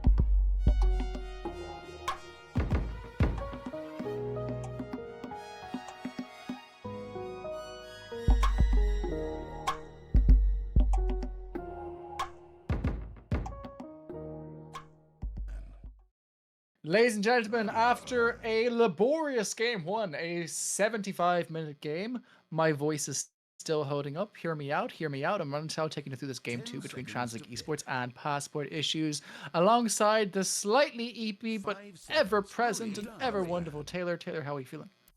Yeah, I'm good. I'm not actually sleepy. Dyer's I've got ban. some salami here. I'm gonna Radiant's scram ban. while we watch the draft. That's All good. interesting. Salami is an interesting word for Colombian marching powder. But in any Hmm. actuality, we see the exact same 10 bans seconds coming out to from pick. Passport. They don't want to play Team and against I'll that pick Owen Dire Tiny. team They don't want to pick. play against that Sniper Majaki CK. Ban. And TransLink, they run it back as well. They immediately pick the Darkseer and straight up pick in response to Magnus. So both Radiant's teams happy to play it back. Another 75 minutes, please no. Oh, dude. I mean, I highly doubt it. I highly doubt it, but who the fuck knows with these goobers? We could be here till midnight. Exact same bans in TransLink. The one difference is they Only ban out the 10 Oracle. That seconds. is a no leave special. Dyer's ban. Nah, they And they banned ban out out the last time. Ursa on TransLink. They And the banned Ursa's no, bans. Those exact same bans. yeah. The Phoenix is the one Dire difference. team are now They're just picking. gonna take Rubik again. Password issues. I'm pretty sure. Indeed, they might. Makes sense, right? You works the first time, just about. Radiant Take the team same, and they do. Nostradamus, that's so Raven. Oh, don't take Hoodwink Phoenix again, please. Just some Is different Hoodwink heroes, next? Is dude. Hoodwink next? And they banned the less track on Passport. Literally like deja vu. Hoodwink Both Phoenix, teams came and out with then a they plan. take the troll again. Okay, no, something different. Okay, we see Avenge this time. So it's a nice flex pick, the Avenge, right? Yeah, it is. And he actually he plays it on +1, I think. James, I think anyway. 10 seconds So it to could be a pick. 1, a 3, or a 5, or a 4. Like it's a very flexible hero. Yeah, Probably the most I mean, flexible in the current meta. Remain. yeah, it is. I'd say so. No, it's gonna be a 3 here, obviously, because the Dark's here, but I mean, it can even go mid. To be honest, it's that nice to play. Indeed, they're taking some time with this next pick now. If it's immediate hoodwink, then I think we just go to bed. But we'll have to wait and see what they're gonna do. The one difference this time, obviously, is the draft order. So going to get to see last pick on TransLink this time. No ability to immediately cancel out that mid laner. No, it's not. They didn't flip the pick order. I don't know why. Oh, did they not? Yeah, but Oh, I don't know if they flipped well, again or they're something. supposed to. Yeah, but just Okay. let it play. Well, make me look like a fucking moron by not following the rules. Why don't you, Mister Fucking TransLink Esports and Passport Issues? Dyer's turn to make I feel like I picks. haven't flamed Passport enough. Okay, we see a Pudge pick. That's Ooh, handyman, yeah. right? No, not necessarily. I think it's Michael Turtle, the +4. I think he's. I think it's him. One of these guys is like plays a lot of Pudge. Only 10 seconds. I can't remember who. And one of them I remember like they used to not be good at Dota, and then he 5 played Pudge, and then we seconds. hit every hook. Hurry. So maybe we'll see that here. Apparently in the chat, Turtle, yeah, we can see it in all chat. They're saying run it back. Turtle recommended picking Pudge, and then a troll face coming out from Joe Trollen. Some expert old memes from the old man himself, Joe Trollen. What age is Joe? I don't know. I think he's older than me. I assume. And am I older than you? I'm 28. I'm older than you. Oh shit! Yeah, no, I'm way younger than you. Okay, never mind. You're an old man. I am young, full of vigor, spry, youthful. What age do you think I am? You're 24. 25. You're close. No. Dire team And now we see the next pickup for Passport Issues. It is the Wind Ranger. Once again, a nice flex pick. Something that Sticky Steve does play occasionally. Something that Paytome plays a lot more. I think it's most likely going to be Paytome on that Wind Ranger. You think? Only I mean, 10 yeah. Who the fuck seconds. knows? Actually. It's not going to be 5 Windy, right? So it's either Stinky or 5 it's Paytome. seconds And I think remain. Stinky does Yeah. play it. And the one thing I think that they're thinking right now is they do want to pick their mid last because they're a little bit scared of this this own mid. So perhaps this is the one on that basis. Purely off of the mean, idea that they want to have the Radiant's last pick into him. OD comes out early. so they can still the Wind Ranger can still be flex pick. They can go one or two here. Probably okay against OD, but in lane. But I feel like that will be like an even lane, but I'm not too sure. Hmm. 10 seconds to What Also do you kind think is the of best counter to OD you can pick as a mid laner now? If you're on the side of Passport, what are you 5 thinking about? seconds. Hurry, hurry. I don't know. Obviously, I do not know enough about the mid lane to know. So this would have been nice because Dyer's like ban. every lane just kind of just will go even or win the majority of mm. the time. It was nice to see Pudding back on that Darkseer. He really did pick back up that game really hard after quite a disastrous early game with that 14-minute troll Aghanim's that we mentioned. 10 He didn't have a seconds to disastrous pick. early game. I think his early game was fine, really. I mean, he died once because the troll had the 5 axe out of nowhere, but seconds apart from that, remaining. like his game was Troll fine. was 4-0 by minute 12. Um, That's not great. I mean, yeah, but the troll's having a good Radiant's game doesn't ban. mean Darkseer's having a bad Mm. game. To be Radiant honest. team Hospice now should ban out the picking. troll themselves this time. They don't want to see the mid Owen troll. Um, no, I mean, he's definitely playing no D on. Like, Yeah. So they're now waiting on the Sniper Majake here. You know James well. What do you think James is thinking of right now? um, Weaver gone. it could still be Venge. Only 10 But seconds. I 5 don't know enough about him. seconds. Hurry, I hurry. know what his next pick would be if this is 0. They're gonna pick. I thought he was one of your boys. I thought he was part of the Northy squad, as they might be. I mean, it is, but Dire team pick. this group of people I don't know as well, and it will be And the there goes the Monkey King monkey. pick. Moki. Unless it's 4 Monkey and it's a 1 Venge, which is no Pudge is in the game, yeah. Yeah, surely not. Okay, so Monkey King. I don't particularly rate the monkey into the Wind Ranger. 10 seconds to pick. Um, 5 seconds. Hurry, hurry. yeah, but against the other heroes, it's like pretty nice. Like I think it should Hmm. lean pretty nicely into the Magnus. One thing about Magnus though is when he has his harpoon, like if Monkey doesn't have BKB at that point, like you can just take him out of the circle, and then he has no Hmm. ult. Indeed it does. We're now waiting on the last hero of passport issues, likely to be a mid-dominating hero that can kill the OD. Puck's still in the pool. Do we think Puck is a possibility? Mm, I'm not sure. I might still be this Wind Ranger, and there's just debating another stinky hero. I'm not sure If it what way is they want another to play stinky this. hero, the Monkey King is gone, which would be an immediate stinky hero. The Sven, he's been practicing. We could see that, but not into OD, right? Like, he's kind of running out of options here. I think this is probably the mid hero we are waiting on. I think this might be a stinky Windy. Yes, Not that Sven might all Windies aren't stinky, but Sven might get kited too hard against these heroes. With like the swap and like the Pudge ult and Darkseer bullshit. even Um, this the OG ult being able to pop him is huge. yeah. I don't know. I don't really see a really nice pick here. Yeah, they're waiting 20 seconds. They the Void Spirit's still in the pool as well. How would you rate the Void Spirit to OD matchup? Probably dog shit, but I'm not sure. Feel like a melee heroes OD can probably just abuse quite a bit. The last thing I'm thinking about is Paytom Ember. So Paytom plays a lot of Ember Spirit. We can see him pick it up here. Let's see. It's the Choose your Dragon Knight. hero.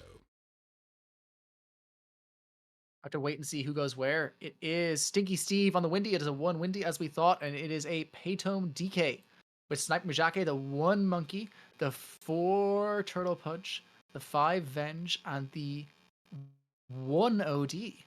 Maybe? Oh no, mid OD. Handyman and OD. So we're thinking about the Dragon Knight versus OD matchup. What do you make of that? I know you're not a mid laner, but in your infinite wisdom, you will know better than I will. Well, old Dragonite, because I've only recently learned that his Dragon Blood fucking sucks now. And it increases per level rather than being able to, like get 2 points in it. You're kind of, chilling in a lane. Because of that, and because Dragonite's pretty susceptible to any damage that isn't physical. He might have a pretty hard time here, once he gets a couple of levels. But I'm not sure. I'm not entirely sure. It might still be okay. I might still be able to. I think he'll lose the lane, but it might not be terrible. I think the biggest question in this game is how they deal with the Wind Ranger, because I think the Windy, they're lacking the lockdown you normally see against a Windy draft, and if they manage to get a nice early start on you know, Sticky Steve like we saw last game. This could be a pretty tricky game for the side Translic. Ladies and gentlemen, let's bring some hype up in the chat. Let's get some funny shit that I can respond to for once. This is game 2 of Translink, taking us into passport issues in technically week 3 of the Irish Dota League season 3. I am Running taking the boot this one with the wonderful Taylor Dota and the god, the goat, the big man himself, Malou on the cam. Can we get some love from Malou in the chat, please? He has saved our arse more times than wet wipes, so God bless him. Let's get into this game. What wipes never saved your arse? No? Maybe Southeast Asia? Yeah. Listen, man. Well fucking done, boys. Let's fucking go. Exactly. Let's fucking go is what PK says every time he has a big shit. So, let's get into this game anyway. Both teams still seem to be in good spirits, throwing out the voice lines at each other. But let's think about these lanes for just a second here. So, it's like we see the Darkseer plus Pudge. You mentioned before that you would like the Darkseer paired with a tanky, you know, a melee hero that can fuck with heroes. You think the Pudge is the correct choice? I mean, I think it's on him to hit some hooks to get them out of position. Like when they play with like the double iron shell, like Jakiro can, or maybe even Windy, you know, can just fucking die. But I think if they position correctly with the Wind Ranger and the Jakiro, like this double range versus double melee lane can go pretty well for them as well. So I literally think it is just on them Turtle here to, you know, make them some nice plays. He's gonna go for the rune. Can I get it? Oh. He might. He's going for it. Oh, he get it? Manly man. There he goes. Can't spam the man. That's all I'm saying. That's all I'm saying. In the end, it ends up being a 2 for 2 or 3 for 1 across those runes. So slight little bit of advantage for Passport, but no level 1 brawl like we saw last game. Yeah, good job, Manly man, not leveling his skill until he needed it. So we're looking at these lanes. So we have a Magnus and a Rubik into a Venge plus a Monkey King. What do we make about that lane? What's happening on top? Jakiro's fighting. Can we look? Oh, it looks like it. Jakiro Sorry, yeah. Oh no, they're okay. They left each other alone. So what were you saying? Sorry. Want to focus on this bot lane. We've talked a lot about this top lane. So if we can focus on this bot lane, how do you think this lane works out with that Monkey King plus Venge into that Rubik plus Magnus? As an off-lane player yourself, how does this off-lane fare? As an off-lane player, when you're playing a melee hero, Monkey's really fucking annoying. At the same time, hook out onto Sticky Steve. Sticky Steve caught up by the hook. They have the Iron Shell, but he does throw the early level into Wind Run, so he does manage to escape there. Sorry to cut across. Keep going. nice fake hype. It wasn't fake. There was a hook. It was a big hook. Every hook is hype? Question mark. Yeah, Yeah, 100%. Yeah, that's true. But what was I saying? Oh, they are getting. Oh, he's getting very, very low. He might point out, indeed he does. No leaves, takes out Pudding. First blood going into this top lane. Notice I didn't get hype Really nice. because you squandered my hype. You know, you No? you Okay. called me out. You ruined my vibes. As a result, we get an unhyped first blood, and it's all your fault, Taylor. That's all I okay. can say. I'll take that. Listen. I think the headphone users are sick of me at this point anyway. So listen, I'll take it. I'm going to actually a really nice first blood pick on that top lane. Once again, you know, Stinky and no leaves. I know these guys practice a hell of a lot, so nice to see it working out for them. Yeah, I mean they're just just fucked up there. They just connected every spell. It's easy. The one but thing yeah, I want to draw some attention to really quick before you go on that thought, just really quick, I promise, is this mid lane. Paytom's struggling quite significantly against this OD. OD with 6 denies already and doubling his last hits. I mean, actually, the interesting lane is Monkey King, top of the CS. Magnus, 1 CS. What is happening? Oh, in this Jesus bottom lane, Christ, I lads? didn't see that. I didn't look that far in the charts. Kind of. He's gonna get some here, but yeah, kind of what I was saying was Monkey King 1 is a nightmare to play against as a melee hero, especially when he gets to level 3. Look, he pretty much hit the strong part of his lane already, where he's got the actual amount of lifesteal, so they can't really fight him. And also combined with Venge, he's also a really strong laner, and you know, obviously, Hang on, Can they catch get- here. Oh! He brings him out into the tower, catches him out under the tower with that skewer. 1 or 2 more right clicks, and Sniper might be dead. Caster, curse. Nice. Well, that is just yeah. I mean, Manly man difference. provided he's not play. Well, it's the Joe Trolling Manly Man. You know, it's the like I said. You know, this is the lane they've played more probably than anything else. Rose Rose don't again. get skewered. I didn't hear. Yeah, I mean that is literally the only way they lose this lane. Dire's Just top tower is being attacked. big plays being made by Joseph and Manly Mosive. But you know, shit happens. For the RuneScape enjoyers in the chat, can I say this guy Manly Man? 3 tomes of fire through Wintertodd in 2 weeks. That's the work ethic on this man. Now I know that means nothing to you, Taylor. But to It those who are means- RuneScape probably enjoyers in the means chat, something hang like on, one Turtle goes person down in to the chat. top lane. Sorry, Stinky Steve gets another kill on this Wintertodd. His first kill, but the second kill of this lane. So top lane going quite favorably now for the side of Passport Issues. 25 and 8 on this Stinky Windy. Nice. Really, Stinky Steve once again having a very nice little laning of his. Which I think this actually happens pretty often. Oh, no leaves gets hooked, but very clever, uses the massive brain of his to press the teleport score button. Easily gets out of there. Big hype.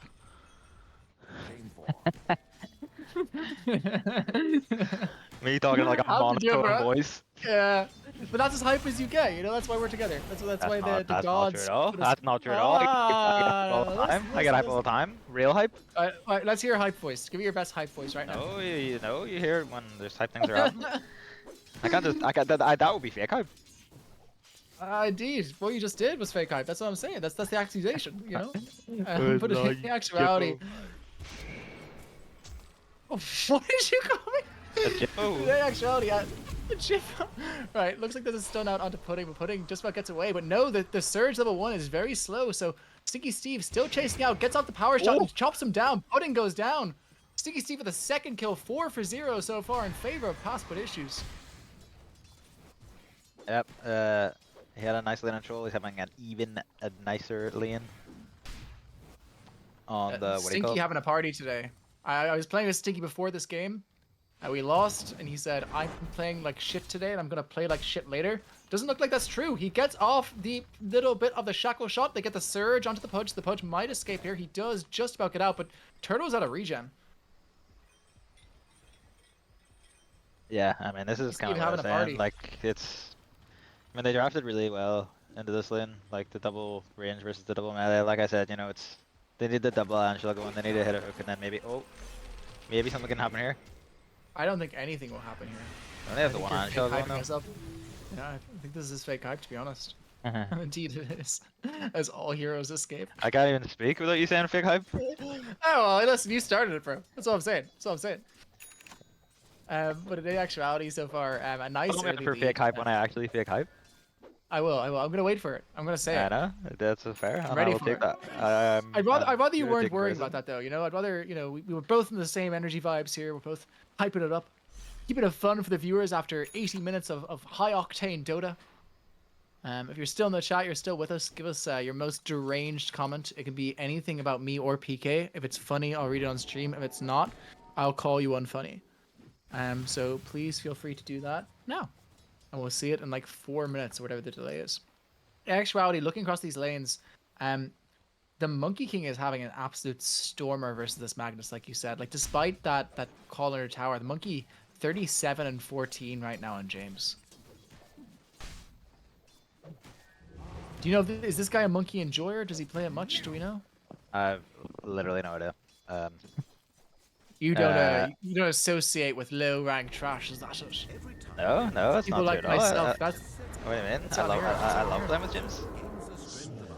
I don't know if Haytom goes down mid lane easy. too, handyman. He gets to level 6. When he gets to level 6, he pops it immediately. Meanwhile, Turtle, though, dead again to this window. The Centaur stomps the two of them. Might have saved Pudding's life. Four, what He a still beast. does have the breathe fire on the Jackrow, which means the right clicks, though, might just be enough. Piano Man with the gank, but it's not enough. Stinky Steve double kill now on this Wind Ranger, going from bad to worse in this top lane. And looks like he might dive here. He does have the Wind Run, but he decides against it in the thinking end. about So it. he was 4 for 0 right now in this Windy, with the highest last hit denies in the game. God damn. This is Stinky Steve blowing this game wide open. He's stinking it up. It's very Smelling them stinky. out. Very fucking stinky. It's fucking Pringles sour cream and onion on a plane. It's in this game. That'd be like I the, don't think the that bad in the plane. To be honest. oh dude, like I love those crisps, but they are the smelliest crisps.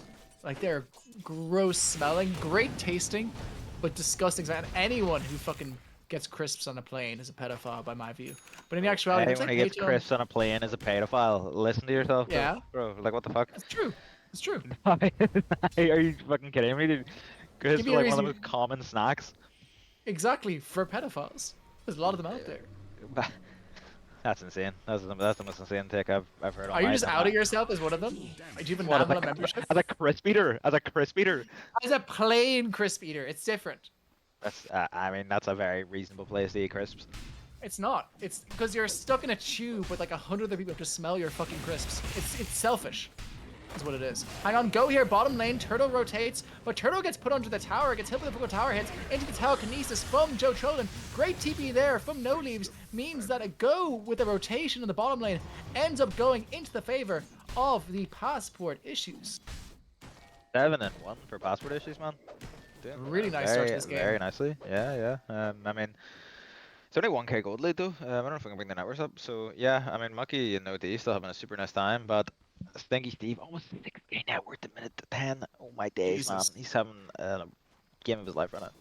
So big, so tasty. Radiant's Can't be Oh, stopped. oh, indeed. attacked. And he's level 8 on the Windy as well, into the Darkseer 6. I want to point that out real quick. Yeah. I take what I please. I think what happened was, you know, I laned with Stinkiness last game. I'm shit. Now that he has No Leaves, he's like, oh, this is such a breath of fucking fresh air. It's so much easier for him. He's now denying his own pull camp because he wants to kill it. But he gets caught out with a hook while doing so. He has the wind run. Can he get body away? block? He pops the focus fire onto Turtle, so maybe he might take him out, and indeed he does. Oh, And the the ice follow-up block. from No Leaves No means that he leaves. gets out. So a 5th kill on Stinky Steve, and the follow-up, really good support there from No Leaves. Manages to get him out from the rotation. Owen's first rotation doesn't quite land. Yeah, I think that ice path that wasn't there, he would have been able to get the astral imprisonment enough, and then he's most likely fucking dead. Really nice Indeed. to lose. It was a good Really, attempt really by Pudge serious though, bet. like getting in front of him, doing the body blocking, like it was so close to being really good. Indeed it was, and TransLink so far, you know, struggling slightly against a set of passport issues, but we had this last lane, you know, there's a really strong lane win for Stinky Steve, but Owen showed, in particular the mid laner, showed that he is able to pull back deficits like this, and Paytom indeed, like, quite a large amount behind this OD right now, 1600 net worth separating these two. Pouring out my measuring jug. Right. Nice. Indeed. Oh yeah. I decided not to. Looks like Stinky Steve's going again onto Pudding. He gets the shackle, unstoppable. At 11 minutes, he's now 6-0, and it might not be done yet. He might get another one here. It looks like he will. Turtle in trouble. No Leaves gets that one, but Stinky Steve can't stop the stink. Total domination in the top lane. That's all I can say, really. It's just Maelstrom finished up, now building into the Galepi. Tower is being attacked. Invisible. You know Yeah. what the Galepi is? the Galepi. Always keep the Galepi on you. You know what I mean? Dropped up. It's Galepi with 2 P's as well, which is very important. Radiant's So when you get Okay. the Galepi, you start Steppy. You know what I mean? Yeah, what does it actually mean? Sounds funny. Absolutely fucking nothing. I wish there was something funny I swap could onto follow, Maniman? but swap onto Maniman, onto this little Magnus. He gets hit up with that big hit from the Monkey King. Drops the RP, but it's not enough. So he goes down instead. A really nice rotation there. 3 heroes joining that bottom lane, realizing his own lane is all but finished. But in middle lane, in comes Stinky Steve. He wants to try kill Handyman. He has the ult onto him. Paytom is still here. He does lose Paytom, but down goes Owen instead. And a monster kill with a double kill for Stinky Steve, having the game of his life right now. What a rotation, man. Lepnir almost finished. Paytom doesn't even care about that death. He's like, I die for my carry. Indeed, and he's not done yet. He's now going bottom onto Pudding, and Pudding's been caught out. He's been seen by the Manly Man, gets hit up with that slow. Will it be enough? It doesn't look like it, so perhaps Stinky Steve gonna have to wander away from this one. But so far, I mean, I hate to bring him up because he's my boy, you know, and I don't want to be biased, but it's the Stinky Steve show this game, baby. Yeah, I mean, it's completely fine to pick him up when he's absolutely slaying, so that's Gucci. What do you think is the most important item for Owen to get this game? So he's on this OD. Do you think it's the Aghanims build up? Do you think it's the Hurricane Pike, the Force Staff? What do we think is likely coming out from him this game? Moved so far out of position on P-Tom. So far out of position by Pudge that Darkseid on the bench Misses the can't hook. get him. He just walks away. But hang on, in comes James, jumps in, but he misses it. And he has the Gillespie finish on Stinky Steve. Stinky Steve! Godlike, 14 minutes! I 9 and 0. cannot believe the fucking gank on the mid DK. Somehow ended up with the carry killing the other carry. That's wow, chef's kiss. Beautiful. Ginormous. Only in Div 2, baby. This is why we've moved down for just this one game only. Maybe a couple more. Thank you, Malou.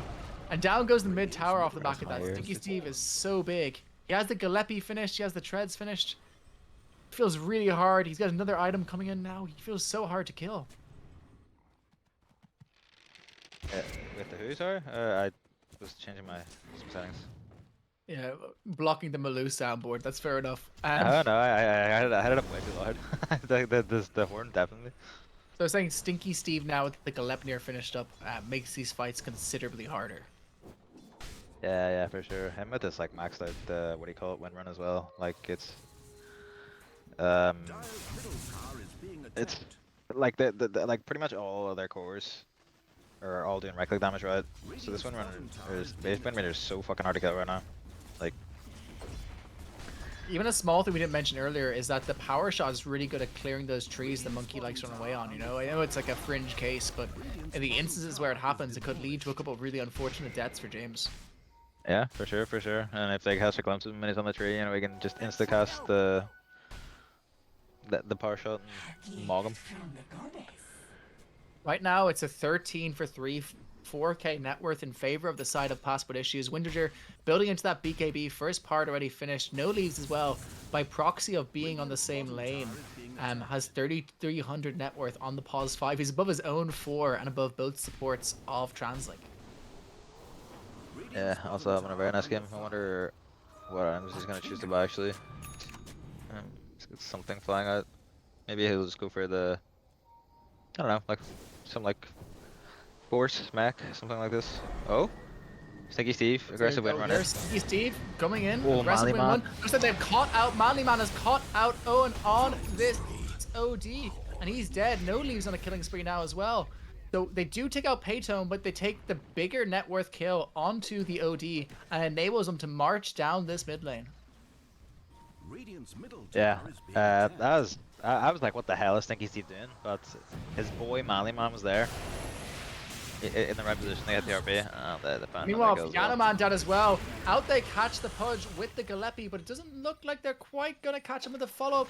Maybe not. In they go. They've caught Stinky Steve with the Dismember, but are you trapped in here with him, or is he trapped in here with you? Looks like Turtle is now being hit up with that power shot. He's in a lot of trouble, and Manly Man with the follow-up takes out this Pudge.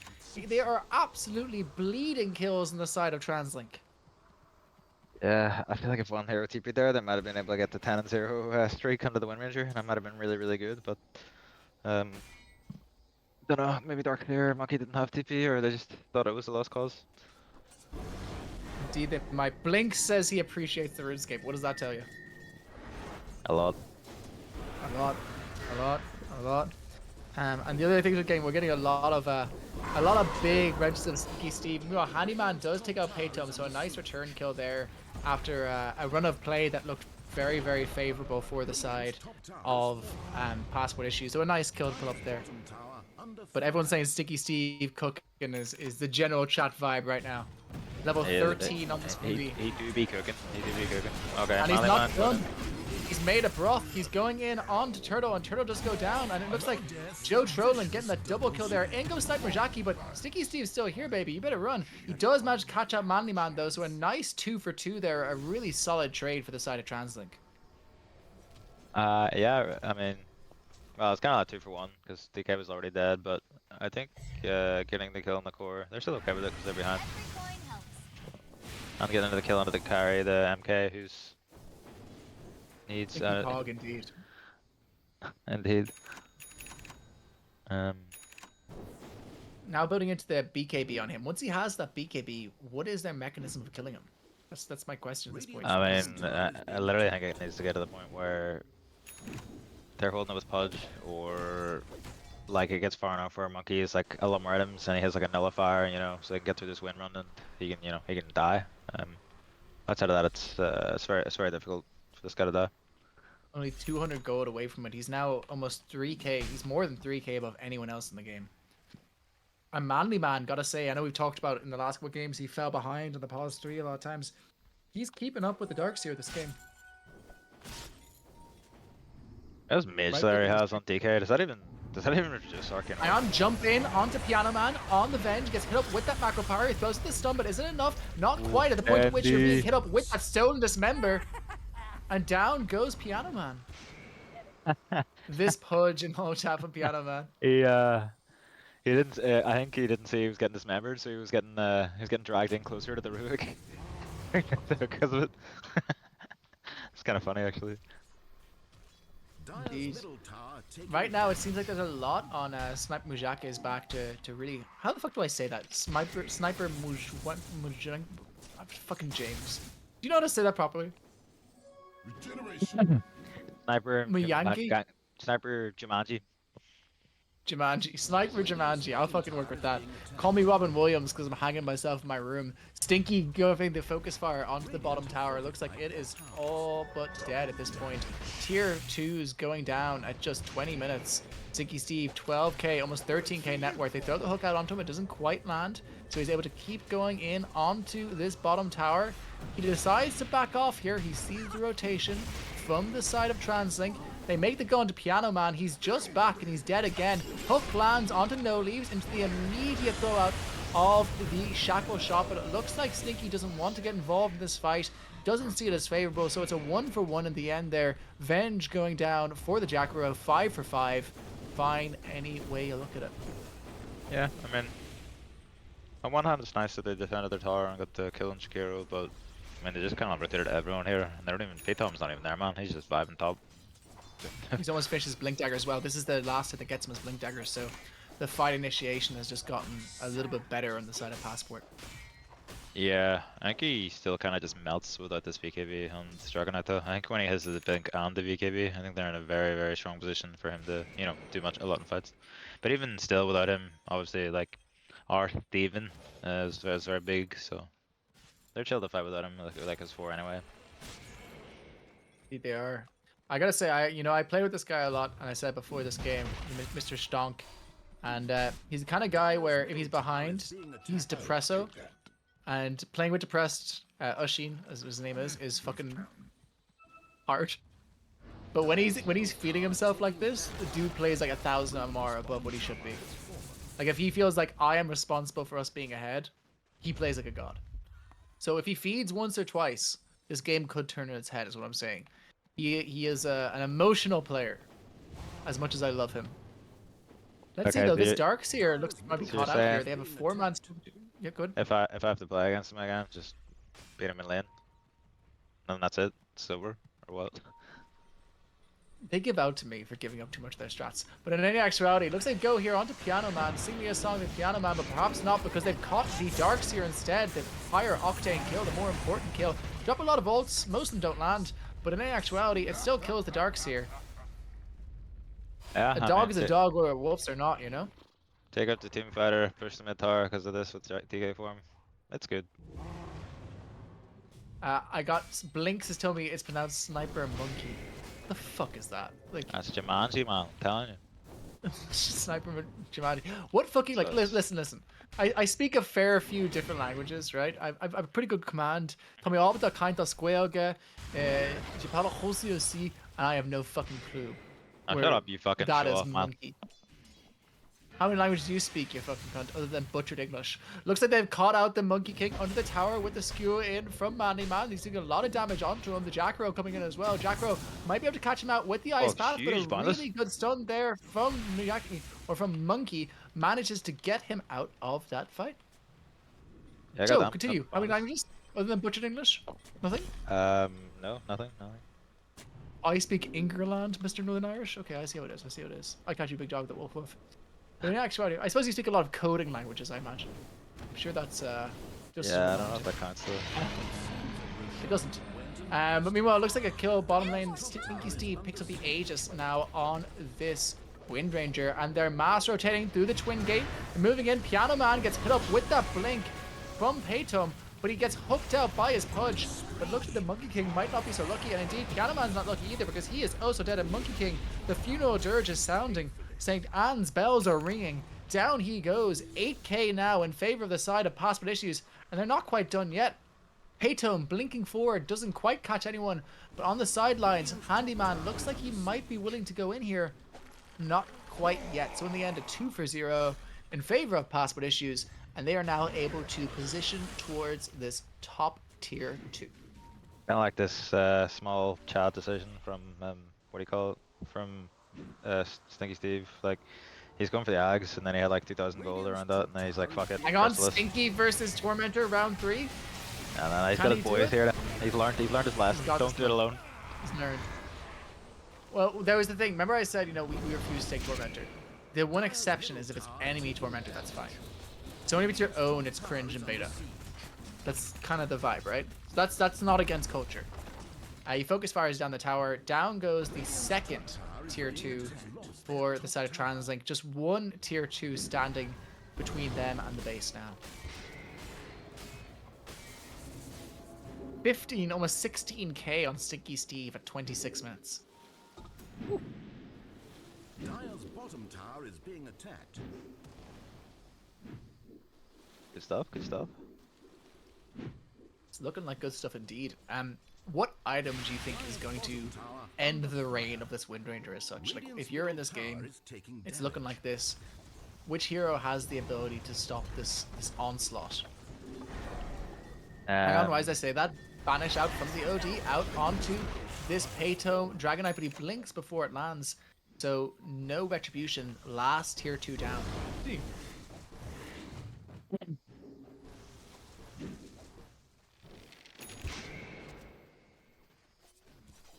What do they get the mid tier too as well? Did I see that? Okay. Indeed they did, stop yes. looking for So what do you think is the comeback plan here? Like, what is the $1 million formula to stop this onslaught from the side of Passport? hit dope hooks, bait them in, team fight them on the high ground with the monkey and the dogs here. Some shit like this. Yeah, I mean, it's all about like, execution then. yeah, I mean, they do have, but they got the Benge and Pudge supports, right? Like, they have these tools to get them like really far out of position. So, yeah. So I far mean, though, if you can pull up the Gaben graph real quick. 89% fair passport issues. Would you agree with that estimate? Let me run the numbers in my head. Beep beep beep boop beep. Yeah, probably. The metaverse agrees, ladies and gentlemen. The metaverse agrees. They need a bit stinky The Steve in the metaverse is metaverse. actually- That's what it's missing. You need a Stinky Steve NFT. I think the metaverse is just like what you call your apartment when you're trying to, get girls back to stay there. It's like, hey baby, want to come see the metaverse? Come to the metaverse, baby. Come to the metaverse, baby. You love the carpet. It's covered in stains. Anyway, Pudding jumps in, manages to get the call onto Payton. Payton taking a lot of damage from this OD, but OD equally so. Taking a lot of damage from the Jacaro. They do take out the Venge, but so far a really nice trade for the side of TransLink. Mannyman manages to get out of there just in the nick of time, so it doesn't quite get caught. In comes James though, does finish up Mandyman, so it's a 2-for-1 so far, a really favorable trade. Can they get something out of this though? Stinky Steve is here. He says, you're not going anywhere, and indeed he's not, but Sniper Jackie, he manages to catch out Stinky. Stinky might be in a lot of trouble here. He gets off the wind run, so he doesn't quite die yet. The hook comes out for the Pudge, but it misses on his own hero, but indeed so does everything but the snipe. The snipe! From Golden Pine. God damn. As they say in the Bigurus, this is what we say in the best. We say, Aguero! Power shot straight onto him, takes him down. Was that too Chad? Was that too sporty? I don't even get the reference. You don't know who Aguero is? Is he a footballer or something? He is, yeah. Okay, no, I don't know. I don't know who he is, but yeah, cool. It's so embarrassing for him. I bet he's at home right now watching stream, be like, "Fuck, Yeah, I I bet. can't believe this. What is I'm he doing? punished." He's like, he took a break for like fucking supermodels. Was like, "Fuck, I can't believe this is degrading." But in actuality, Sticky Steve almost level 20 on this Wind Ranger now, on this boss on Windy, and he's about to finish up. He's got the Aghanims finished, going next into the Daedalus.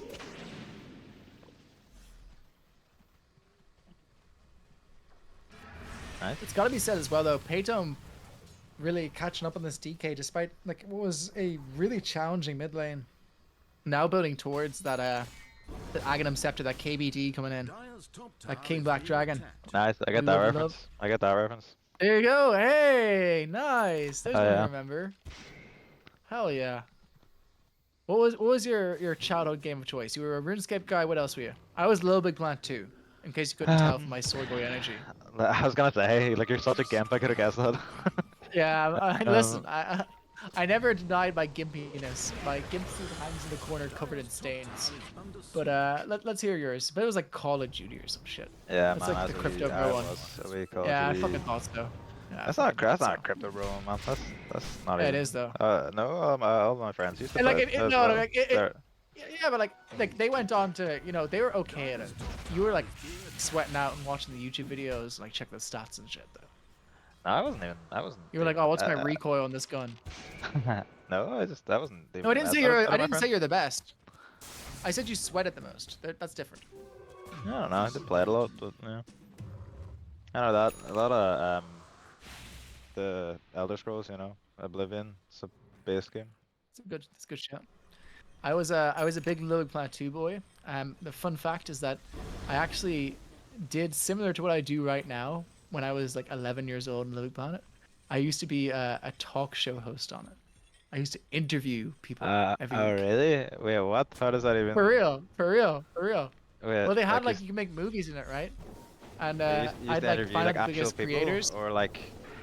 Yeah, like biggest creators in the platform, right? It'd be like interviewing pros in Dota.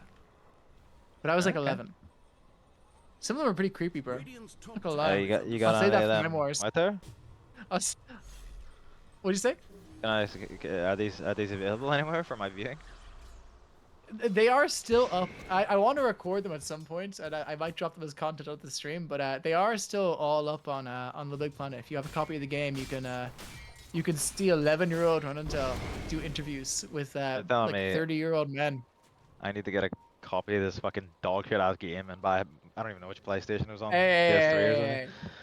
No, it's not anyone in the chat who experienced this community. It was not dog shit, and they were very nice people. And I did have one or two kind of creepy dudes, but no straight up asked for feet pics. So, you know, I'd say, you know, all in all, a pretty positive childhood experience for me. I mean, I'll take calling fucking people's slurs and COD lobbies over that shit any day, man. No offense. Listen. If your childhood maybe slurs, my childhood was talking to older men in Little Big Planet. So I think the trade-off is fine. You know, it's okay. We'll both take this one. Oh, Aw, Dire's so middle professionally, tower taking Lulu. damage. That's why he misses nothing. You know, he saw every tiny peak.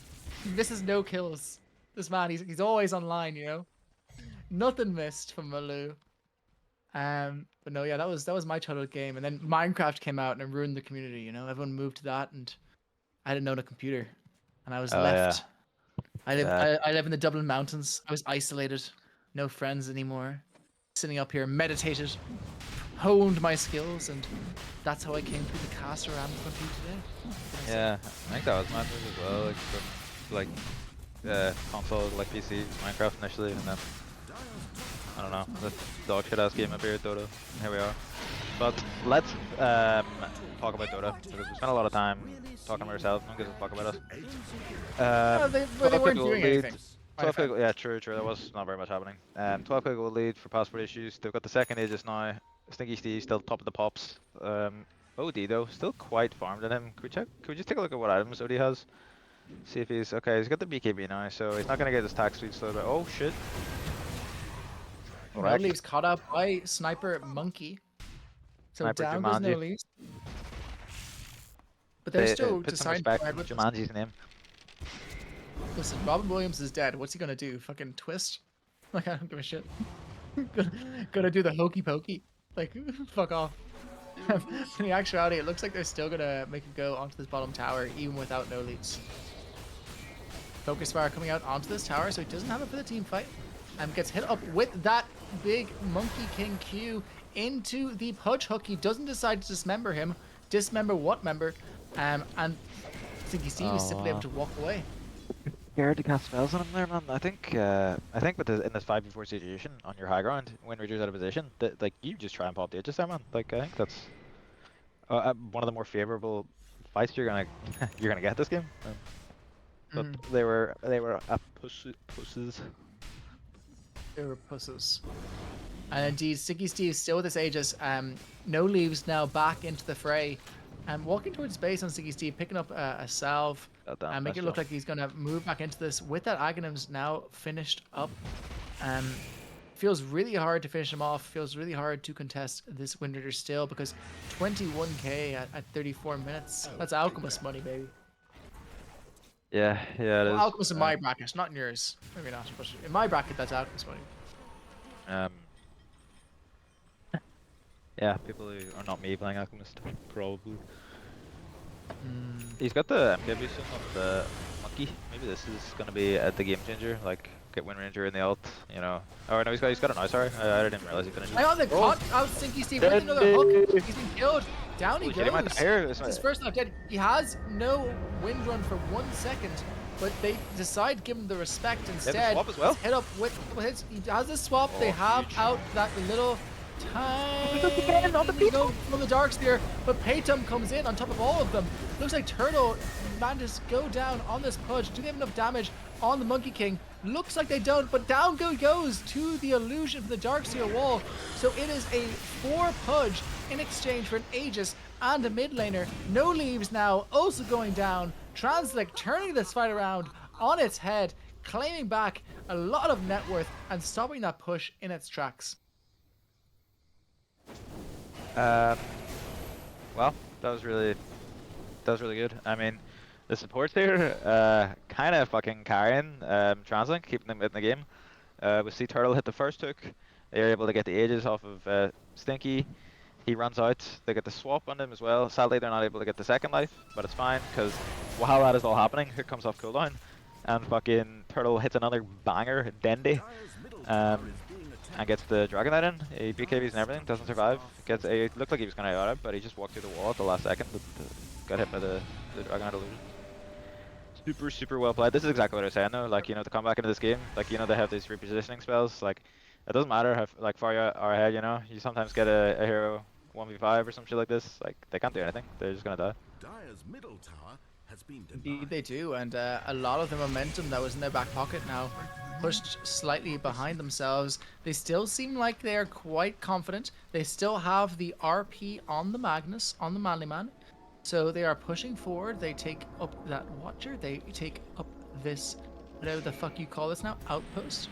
And they start moving back towards this mid lane. In terms of Stinky Steve's item progression, he's now going for the Blink Dagger. What do we think about this pick in terms of his ability to position in these fights?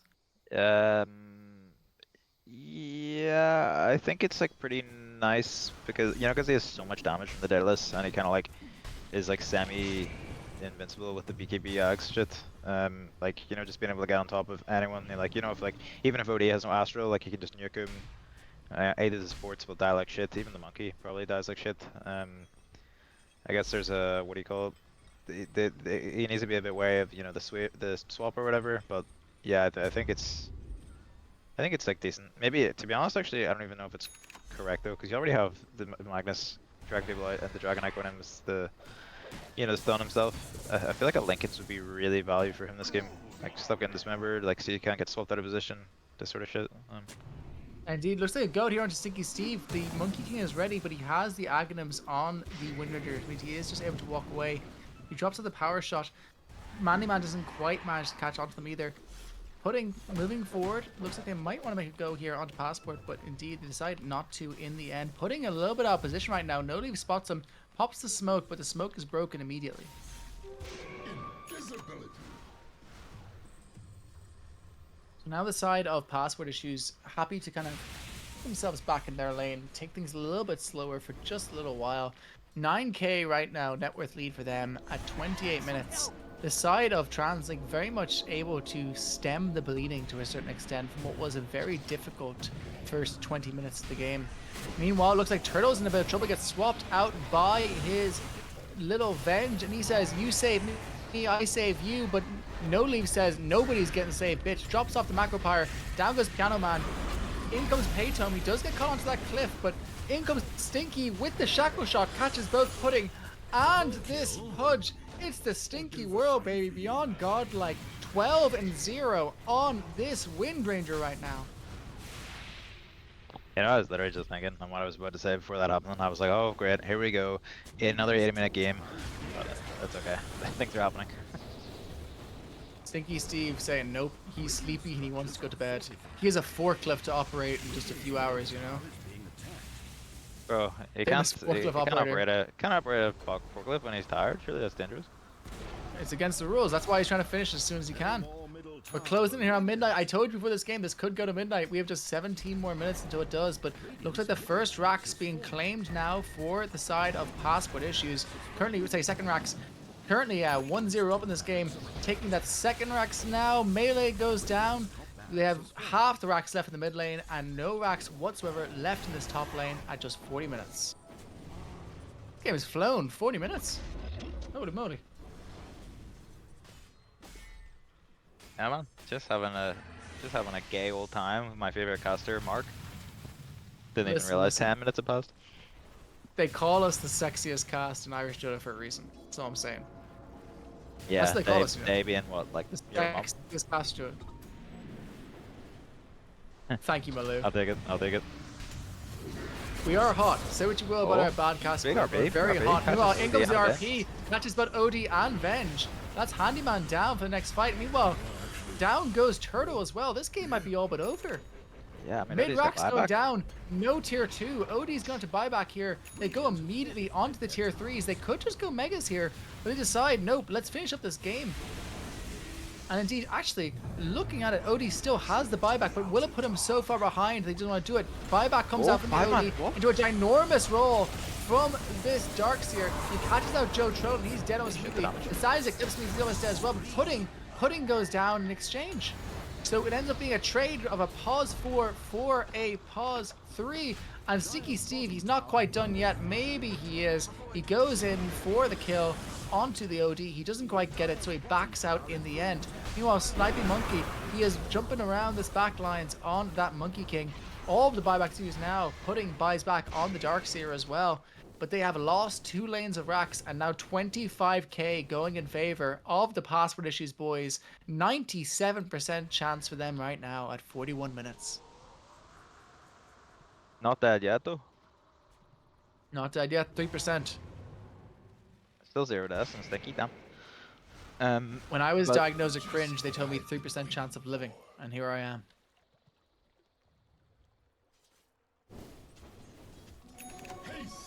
Anyway, Anyway. I mean, I mean, like Jenna, they were able to hold on 3v5 there. Like, I mean, it was because the 5-man wall was amazing. I think if he was a bit quicker in Monkey King with the stun into the, you know, the ult, it would have been more deaths as well. And he's gonna have scatting now, Monkey King. Like, most likely the game just ends right here though. But if TransLink play correctly with the team fight here, or get people out of position, you know, like they've been doing before with the Bend and the Pudge, it's not 100% over, you know. Like, I can see some signs of life, but sometimes when the gold lead is this big, this heavy, it's doesn't matter even if you hit all your spells. Game's hard. Indeed, and they have so much siege on the side of Passport Issues with that Dragon Knight with his Aghanims. They take out the tier 3. The range racks is melting like butter right now. One rack stand behind the side of them and Drake, but in comes the Pudge. He gets knocked in by the skewer from the Magnus into the stun now out onto Owen. He gets hit up with the stolen stun from the big Rubik, but a giant vacuum wall onto all these heroes into the Monkey King ult, but they just managed to walk away from it. The stun doesn't come out fast enough from the Monkey, which means they've now blown their proverbial load. They've used the monkey ult, they've used the wall, they've used the vacuum, and now back come in the side of Passport Issues, hit up with the hook from that Pudge, but the Pudge does manage to get away on account of his BKB. Paytom doing a lot of damage onto these racks, being hit with the Hex Manly Man from dead, though. this OD. Manly Man dead now, a nice kill to pull out onto him, and meanwhile Paytom gets dragged in. Paytom now also dead. The side of Passport have to tuck their tail and run as a result of a failed final push of the game, but indeed one melee rack stand between them and Glory and taking this 2-0. That long ass hook, man, just kept them in the game for a little bit longer. Not dead yet. Indeed, I they thought are it was not. very, like you said, when they blew their load all over nothing, it was looking pretty bad because they need to hit those spells to win the game, and then I don't know. Don't know how Manly Man that actually. That was a bit weird. Yeah, like he still does have the RP. Oh, did it? Okay. What's the deal with Manly Man not wanting to buy BKB in this hero? He's a team player. Man has 4 Tome of Fires in 2 weeks. He's a team player. Said before, I'll say it again. He refuses to buy items that are only for him. The Harpoon, help get team members into his enemy team.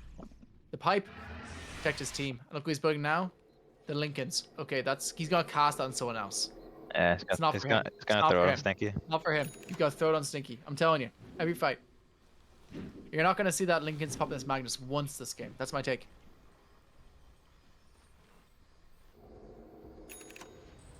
Right now, though, Third, 22k net worth going in favor of the side of Passport. Roshan going down. A quick reminder for anyone new, there is a Discord in the description. My name is Ronan. I'll take you this game with the wonderful Taylor. If you are new here and you are enjoying the nonsense we are spewing, we would love to have you involved and make you part of this nonsense. So please do join along. Looks like the side of Passport are going to take out this Roche. He's saying leave Roche alone from pudding. Roche comes down to this and Aghanim's Roche as well. Aghanim's likely going into the back pocket of big Mr. Joe Trolling. No, he already has one. Do any of them not have one? I guess it's once again Manly Man being the sole non-Aghanim's enjoyer is going to get that steroid. And indeed he does. It's that Aghanim's Horn Toss. Very nice to get. Yeah, just another tool to get the homies out, but I feel like it's like whatever when he has his harpoon, right? Like I just want one or the other probably. But yeah, The it's still nice. measuring cup has been finished. This is the end of it, as I believe the final push is coming in from the side of Passport Issues. Pushing in towards these racks, they have the Aegis onto this big scary man. They're hitting into these bottom racks. 1 or 2 racks so they'll take. They do catch Stinky. Stinky doesn't have an Aegis right now, but he does have a BKB. He gets swapped out. He does die on this Stinky Steve. Windy. The bagel has not been completed, but the racks have been. And Paytum is here now with all the damage he needs to take out Pudding, to take out this little Venge. Venge does drop the buyback, but Mega Creeps are now up for the side of Passport Issues. You think we're going to another 70? Nah, I don't think You're so. not, right? I don't think so. I think like that was just Stinky just made a conscious decision there, like you know the right suicide for the Mega Creeps. Then we won the game. Yeah, Sticky Steve, the bagel has not been completed, as I said. The bagel is the Again? 0 deaths. The bagel. Hang on. Looks like Young Handyman might be in some trouble here. No Leaves throws out the little ice path, but Joe Trolling gets caught instead. Mannyman has the RP. He pops it, but he misses the Hurricane Pipe from Owen. Not only does he fail on the RP, but he also dies in the process. No Leaves dead as well. Joe Trolling gets the blink out, but he goes back in. So he might be in some trouble now as well. Caught up by the hook by this Pudge. The Megas might have been claimed, but this game perhaps is not over. Man, I absolutely love that play, man. When people do this, I've done it one time in my Dota career, but I've seen other people do it. Just you know, if you can like precast this fucking Hurricane Pack and Magnus, fuck him up like that. Oof. Chef's kiss, beautiful, beautiful from young Handyman. Yeah, really, really nice play there from Owen. Really keeping them into this game. Paytom finds 4 bounty runes in the top lane, you know. Smoke's Trough has been discovered. A lot of treasure going into their back pocket. Still a 24k lead, but definitely stemming the bleeding there and probably expending the Aegis to a certain extent. Just 2 minutes left on that. They have but 1 push left to finish this game with the Aegis, or they're going to have to wait it out for a bit longer.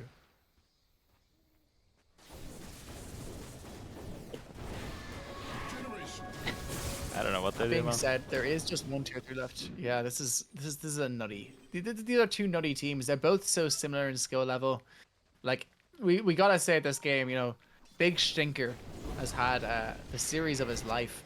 If he doesn't, this game probably looks a hell of a lot closer. But the side of Passport pulling in for what looks like what could potentially be a 2-0 victory if they pull this off, which would put them firmly at the top of Division 2. And make them the first team capable of taking down TransLink Esports, who are currently 1-0-1.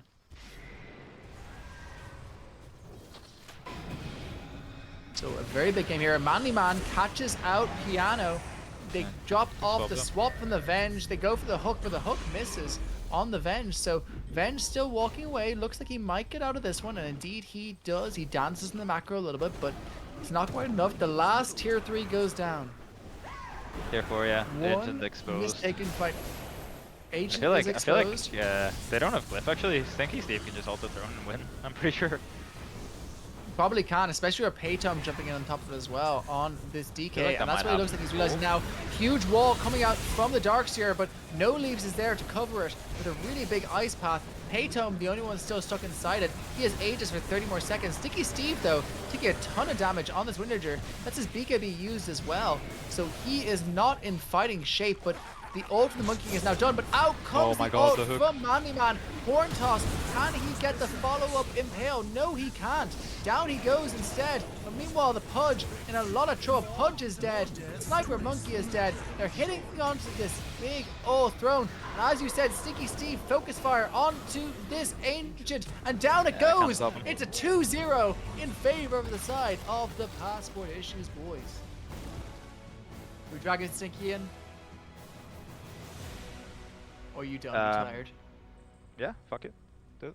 Let's get him. Alright, I'll grab him. Give me a sec. Ladies and gentlemen, thank you so much for watching. We're going to grab in Stinky Steve here right now for a post-game interview. Stay tuned to hear what he has to say.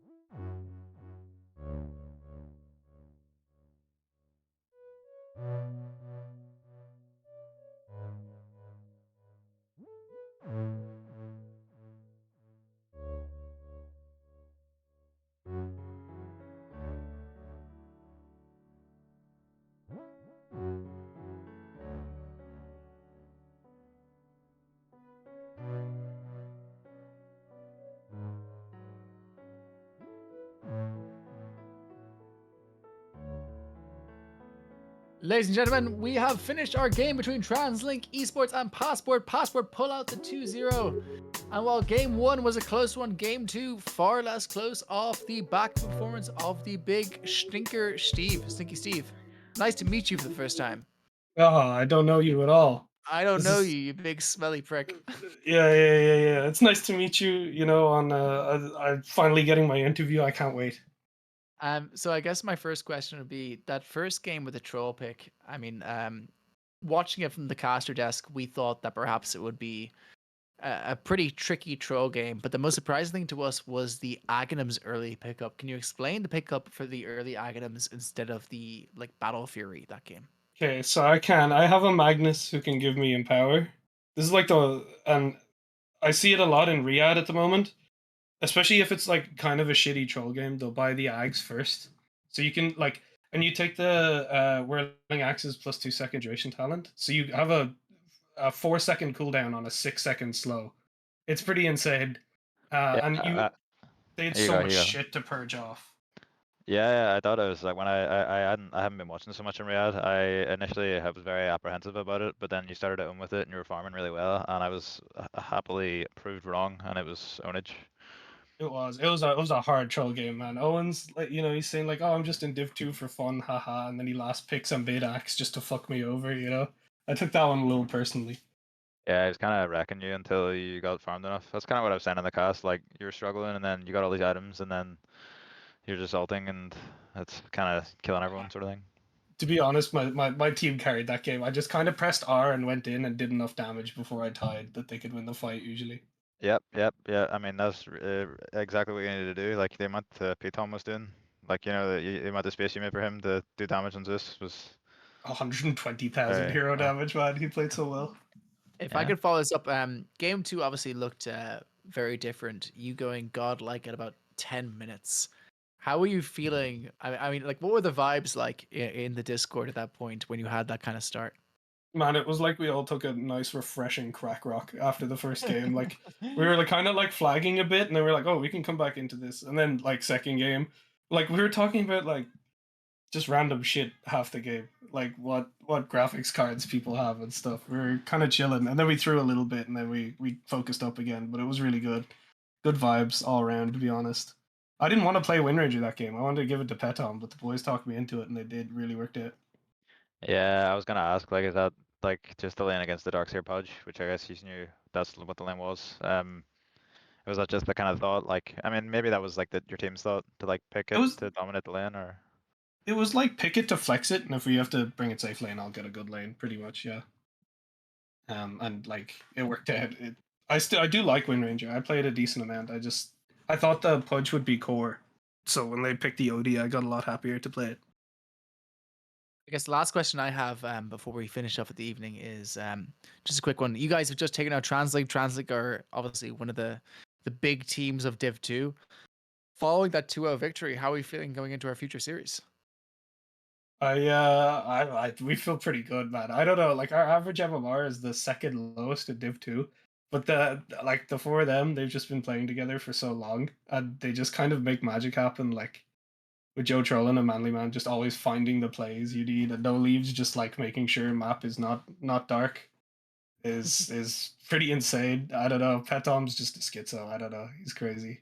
I was lied to. Mark was saying in the cast that you and TransLink are the two highest in Div 2. Yeah, because Joe has a fake MMR. Everyone knows that. Joe does have a fake. He's a turbo enjoyer, which means He only plays Turbo. He's like Guardian, but he's like legend. He's very good. He's very good. Honestly, they're all very good. Well, thank you so much, Stinky, for joining us, and congratulations on the win. We will catch you later. Well played. Well For anyone played. at home, this is us for the evening. It is midnight. We are ready to sleep. Thank you so much for joining us. We hope that you have enjoyed our casting this evening. We hope you've enjoyed this game. Thank you so much for joining us all the way to this late hour. Once again, if you're new here, if you don't know what the fuck this is all about, and you think it sounds like a bit of fun, come and join us in the Discord. The link is in the description. Myself and Taylor will be back for some more, hopefully, Div 1 games next week. But in actuality, I've been running to take those Taylor. Taylor, give us our final line out. Make it an inspirational quote. Tell people how they should live their lives. You should gamble more. You should all gamble as much as possible. Gambling's fucking dope. Stop working, gamble more. That's it. Good night. Don't forget, Gambling addiction is a lie told to you by casinos so that you don't win their money. See you later, everyone.